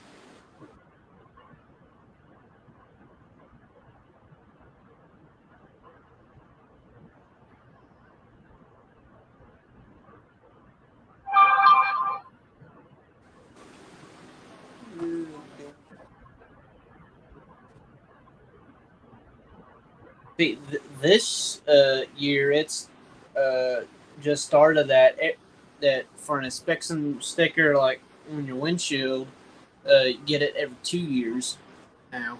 You used to have to get it every year. Now it's 2 years. They used to check our cars every year. For some reason, they stopped doing it a while ago, and I'm amazed at some of the things I see on the road that don't get pulled over and told they can't drive on. I mean, they can't be safe. Yeah. And that's like here in Texas, your inspection sticker and your registration sticker, it's the same sticker. Once a year, you go to an inspection station, you get your vehicle inspected. Though, beginning of the next year, depending on if you have OBD2 or not, you might not even have to do that. Then you go to the county tax assessor and you do your registration. See, they're not going to stop. I know. Just lay down. You're fine. And then about 2 weeks after that, you receive a envelope in the mail from DPS, and it's got the little sticker that you take out and scrape the old one off your windshield, and you stick the new one in, and that's all the sticker you got. There ain't no little stickers on the license plate themselves. Now that we gotta do every year here. Yeah, we get tags and registration Yeah. every year. Well, Standard it stuff. used to be. You can get a state park pass if you want or not. Yeah. Now, it used to be here in Texas, your registration were the two little stickers for month and year that went on the corners of your license plate. Yeah, they did the 2-sticker thing. They stopped doing that years ago. We've been just 1 sticker. But now it's just one sticker on the lower corner of your windshield that if you don't already have proof of valid inspection, you can't get your registration. So your registration sticker is your inspection sticker. Dixie, you're fine. See, here, you go to the courthouse in your county to get the sticker to put on your license plate. If you have a regular plate, I got I got a deer wildlife plate with my truck. Mhm. And come to find out to get a sticker for the license plate on that, you have to get to the DMV to get that. They don't do that. And I think that's really stupid. Do one, you should do them all. Yeah. All of our stuff's done through the DMV. And we don't even have to actually go to the DMV unless we need to take a new photo for our license. We got the machines all over the place. You just scan your paper and you pay at the machine and it prints your stickers. So I go to the local Kroger and get my tags for my cars. Oh wow. And whereas here in Right Texas, down in front, right by the front door, you just walk in and do it. here in Texas, we don't have a DMV. We have a DPS, Department of Safety, and that's where you go to get your ID, your driver's license, etc. But to get your registration, See you how go to your county tax assessor. tax assessor? That's not their fucking job. What the hell? Yep, here in Texas, get your registration, Wow, go to that's county tax weird. assessor. Yeah, no, taxes don't have nothing to do with registering a vehicle. What the hell?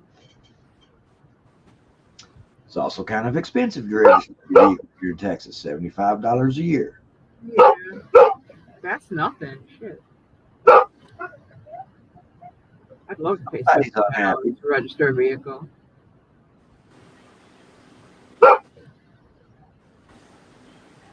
Dixie, they're not going to stop. Barking is going to change anything. Lay down.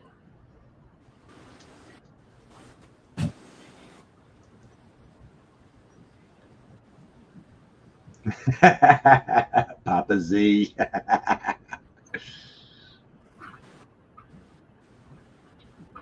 Yeah, that'd be my dog having a hissy fit because some asshole shooting off their leftovers from last night.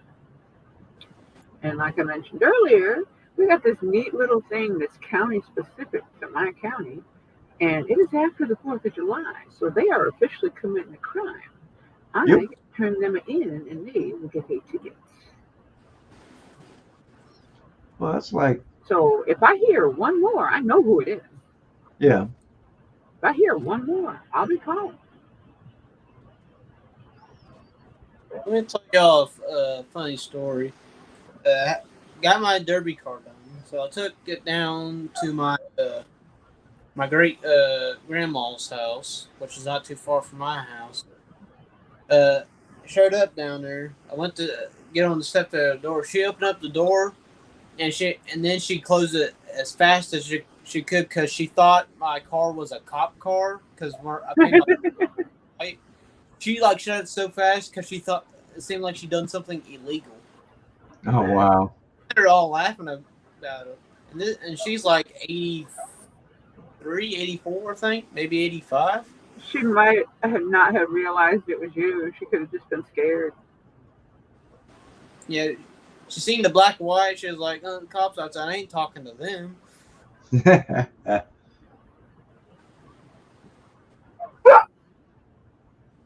all thought it was funny. And then I hear today that in my area there was 2 helicopters and like police cars, state troopers, and all that. I guess they're either trying to find somebody that's missing or they're looking for somebody. And then I turn around, joke around. They're looking for my great grandma after what she did when I brought my derby car down.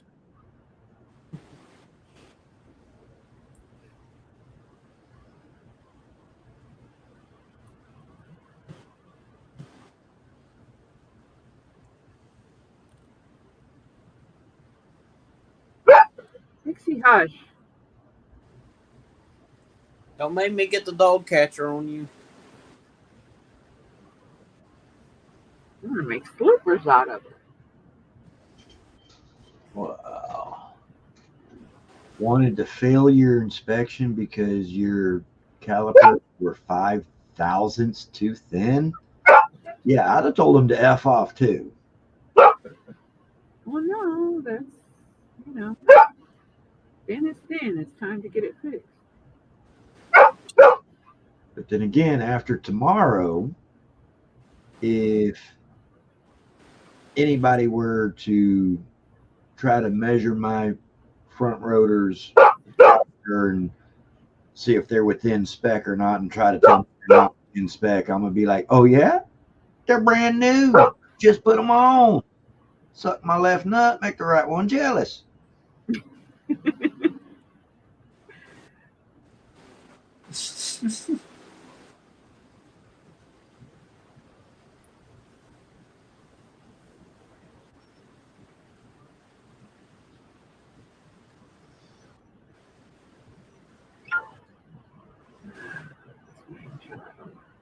Will you get me at 10?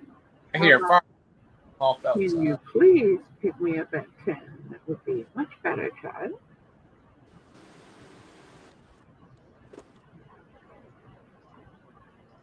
No, she won't. She'd just be looking for a cat and be disappointed because our Lily had to be put down a couple weeks ago. Ooh, ouch. Meow. Old. Meow. She can't hear you. I wear a headset. Meow. Yeah, she was old. She had kidney failure going on. It was past kidney disease. Yeah. She wasn't doing well.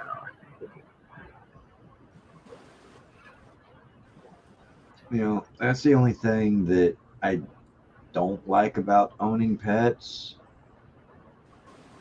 is Yep. the fact that a pet's life is so incredibly short, especially compared to ours. And even in the short amount of time that you have the pet, you become so thoroughly attached to the pet that when they do pass, it's no less difficult a thing to go through than losing a two-legged family member. Yep. So, But yeah, she's on the side table with my son, her original dog buddy. Speaking of cats, kind of accidentally broke one of my kitten's leg by hitting it with a mattock. now how the hell did that happen? Well, I was sitting there digging. Went to cutting a root. About the time I went to swing to hit the root, the kitten went after the root. Then Oh, because the kitten, he's so curious that he'd probably play with the dead cat. He'll sit there and swat out water. Yeah. So ended up breaking his leg. It was ended up to be a clean cut of the break. Oof. He didn't holler nothing when I hit him. No, it was afterwards. no, it was probably too traumatizing to make a sound. Did you get him to the vet right away? So I was sitting there like after that happened, I was sitting there like feeling bad. I was like, oh. So now I'm kind of calling him a peg. We call him Chubby because he was the biggest kitten out of the litter, and the name has stuck. So now I call him Peg Leg Chubby because where he's got a splint and it's bandages around his leg, he sits there kind of hobbles around, and when he's walking or something, it sounds like peg leg. Hush.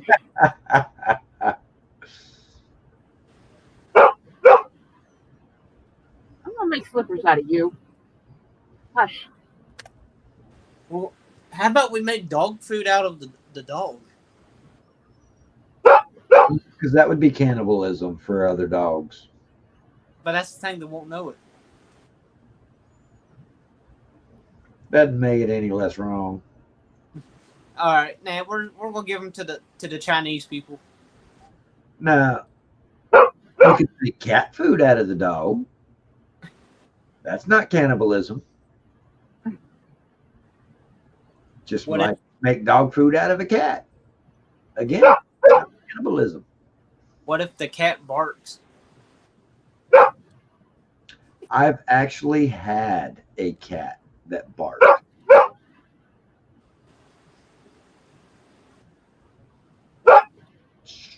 Weirdest Weird noises. damn thing I ever heard. No, my Harley cat used to make weird noises when the dog barked. I think that was his way of barking. He figured he'd sing along too. He just made a weird ass noise. You wouldn't think it was a noise that would come out of a cat. Doggy, shut up before we turn you over to the Asians. I think the aliens dropped her off. Dixie, hush.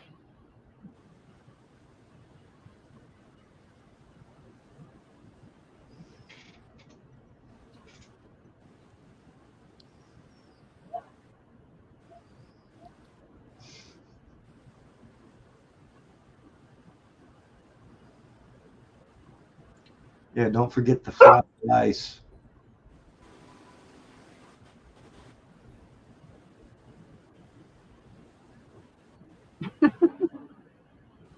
However, you like flight lights? Too bad. You have 4 hours. You go now. You go home.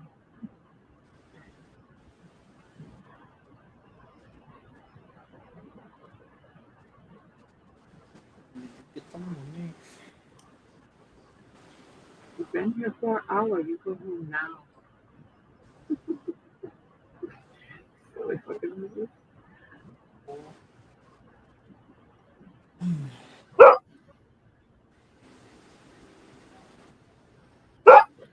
Dixie.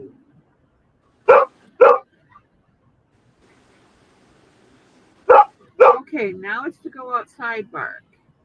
You know, you better knit another goddamn dog. You really want to go out there? You seriously want to go out there? All right.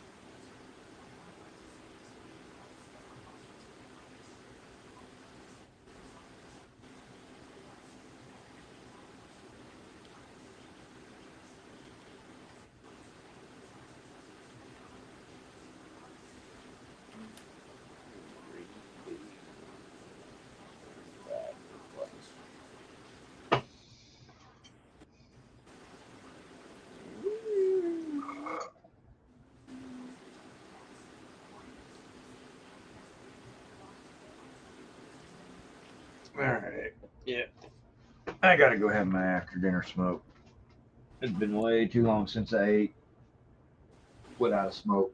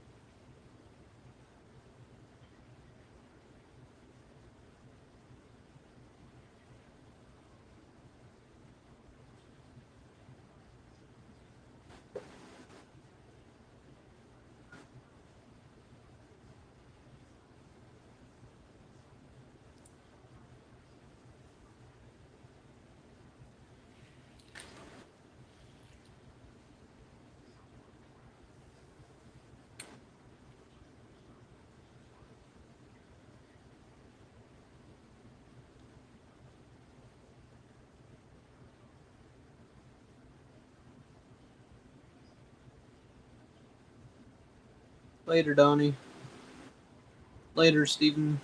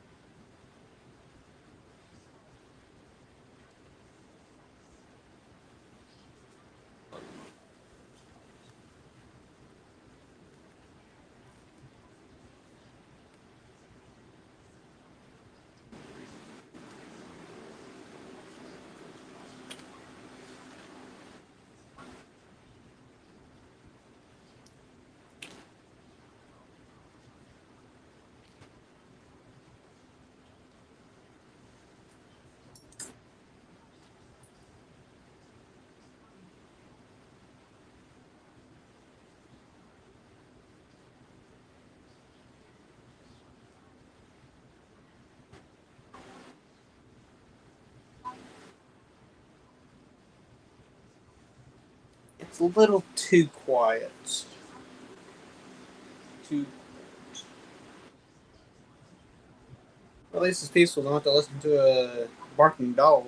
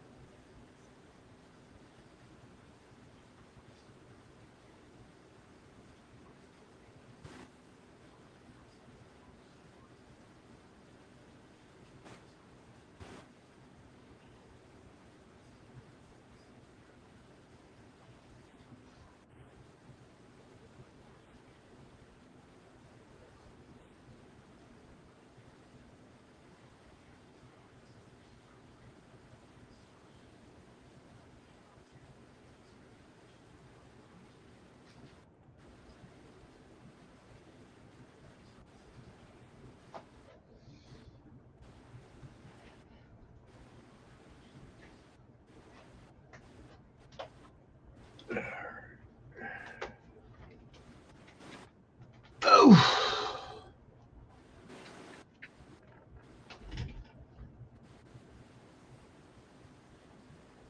Oh boy.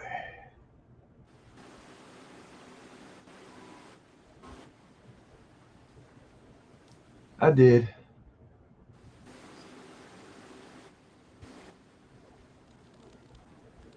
All right, Steven. You have a good night, brother.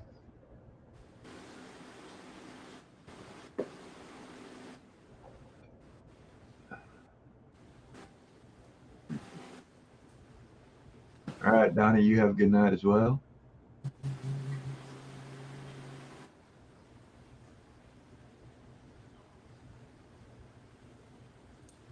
Oh,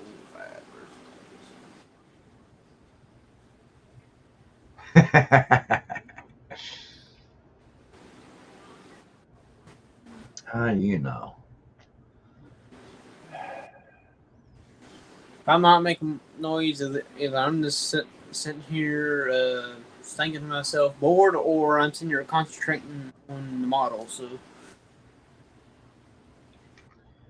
Yeah, and I'm fitting to get a little bit quiet because I'm a paint. Because right now, the seats for my Silverado wedge bed are just all red. It's the back seat. There's the front seats. And I'm fitting to put a little bit of this, which is Desert Yellow XF59, on on the centers of the seats.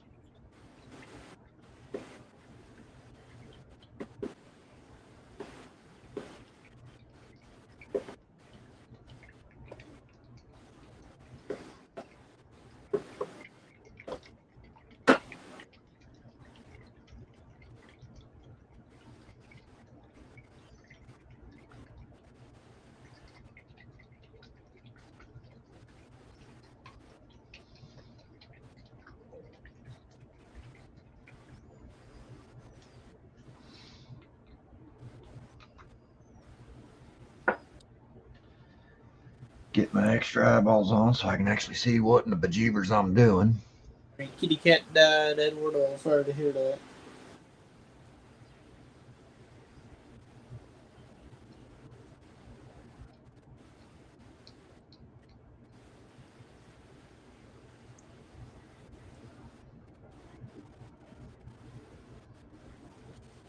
Reading.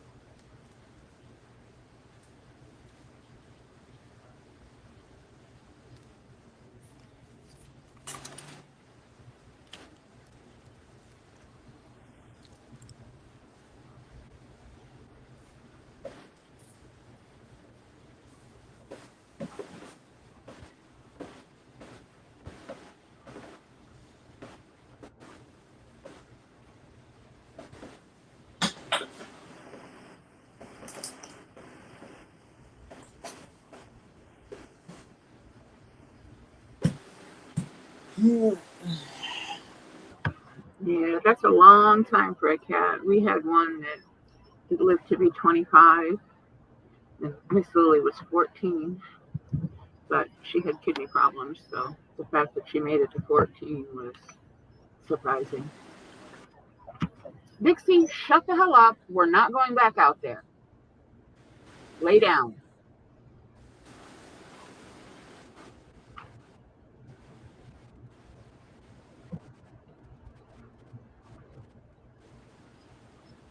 He's just trying to be Papa Smurf, James Mark. That's all.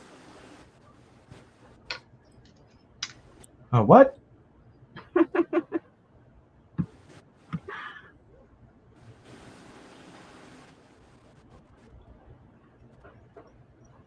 Dixie, shut up. No, neither. Just not bothering to put a glove on when I go to do some spray painting. That's all.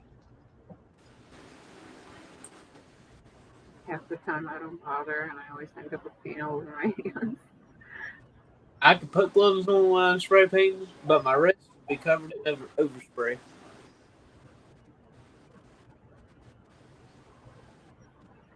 Yeah, and that's the thing. Even if I had put a glove on, while my hand would still be clean and free of paint. My arm, however, yeah. It's not even a going outside, Mark. Some asshole is shooting off firecrackers in the distance, and that's why she's whining.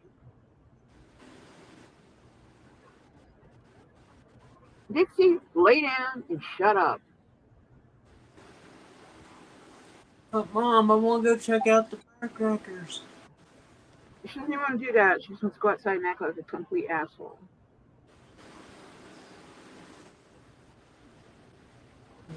And we don't have a fenced yard, so I can't let her off the leash to act like a complete asshole. And she tries to drag me around the yard.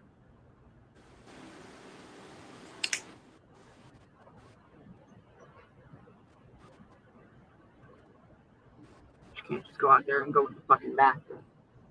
You know, in the daytime, I could understand wanting to play, but it's fucking dark outside. It's time for bed. Not far from, anyway. Up all night, sleep all day. Hey, that sounds kind of like me.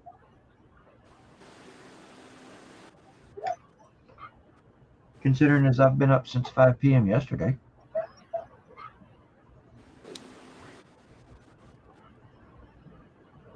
What the hell are you still doing awake? Very good question. I'm going to go with too much caffeine. For me, no such thing. Well, something's clearly going on if you're not sleeping.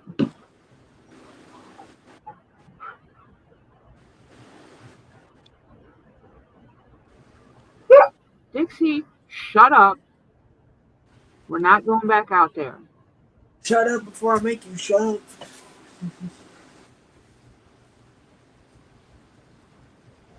Well, I can make her shut up. I have doggy downers.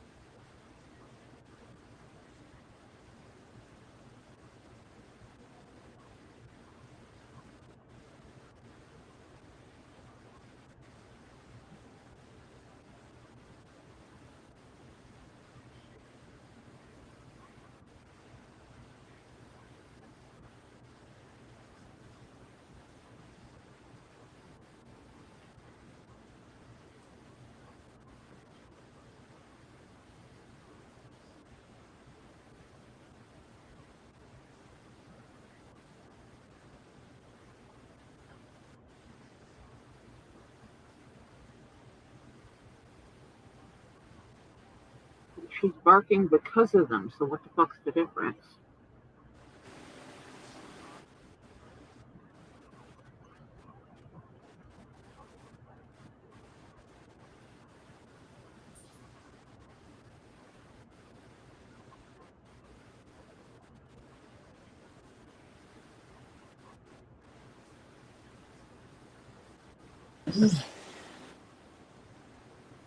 My grandfather would have took her out in the field and she wouldn't have come back.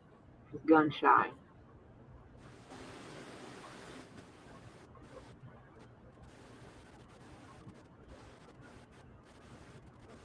It might be a little crappy looking, but here's what the tires look like. It's not too bad. That's not bad at all. Like two of the chrome thing that goes on the outside. Yeah. That there's like two of them. I had to force them or push down a little firmly. I don't know why. So that's kind of why there's like all glue. Probably once everything dries, probably take a chrome marker and a little touch up paint to make it look at least decent.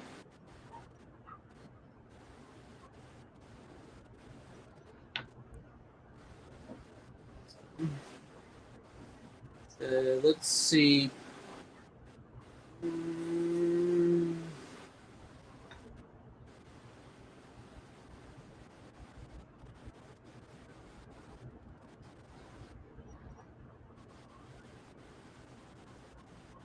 For the next thing, put my tail lights on. I just set her just. Yeah, I'm not gonna touch it for a while. I just saw something I could have been doing while I was sitting here waiting. I could have been building the other motor that comes with this kit. Buick engine, it's the drag motor, or you can make it a custom motor. So I'm going to set it built up as a custom. Save all the drag parts for, say, if I want to turn a car into a drag car or something.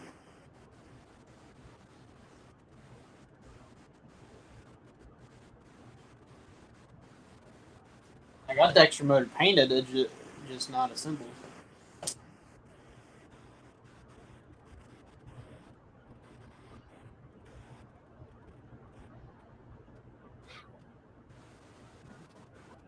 Here, it painted a cherry red.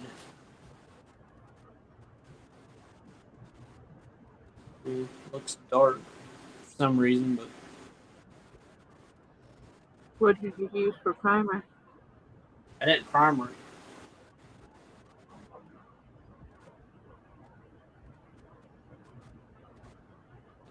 Sprayed it right on the white styrene. Hmm. And usually the cherry red's like a brighter. I don't know.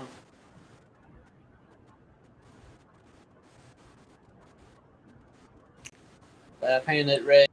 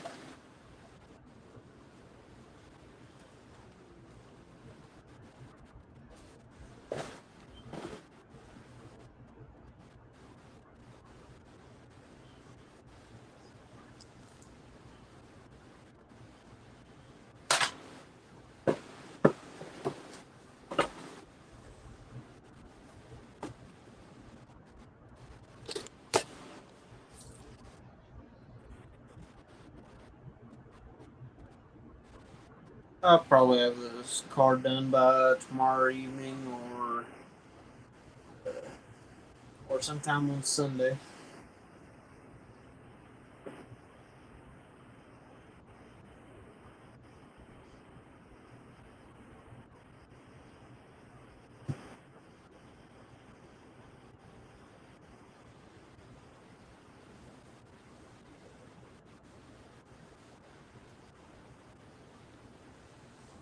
Well, I want to thank each one of y'all for watching and everybody who has hopped on to stream. I am going to end it. I've been live for 4 hours now, so I'm about ready. I'm ready to lay down anyway. So head up Yeah, to that. I gotta take off anyhow. I gotta go pick my kid up from work. I'll catch y'all later. All right. Later, Marcy. Have a good night, sweetheart. It was nice having you on, Ted, and everybody in the chat. Ted, I don't know why I said Ted. Ed. And everybody in the chat. So, It's good seeing you again, Jonathan. Kind of been missing you a little bit there, little brother. don't know when the next time I'll go live because I got two fairs coming up that are back to back weeks. Yeah. Because usually there's like a week in between them, but just the way the days fall. So, kind of be busy, be at the fair. So, Yeah. Well, see, I hear from me from a while. Like probably once I get this 44 cube done, you may not hear about me again until maybe August. So yeah. And even if you do wind up having another live next week on Friday, I'm gonna be at my model club meeting, so I'm gonna have to miss that one. So in the meantime, everybody in chat and little brother Jonathan, y'all have a wonderful night. Don't do anything I wouldn't do. If you do, don't name it after me. And kiss my ass.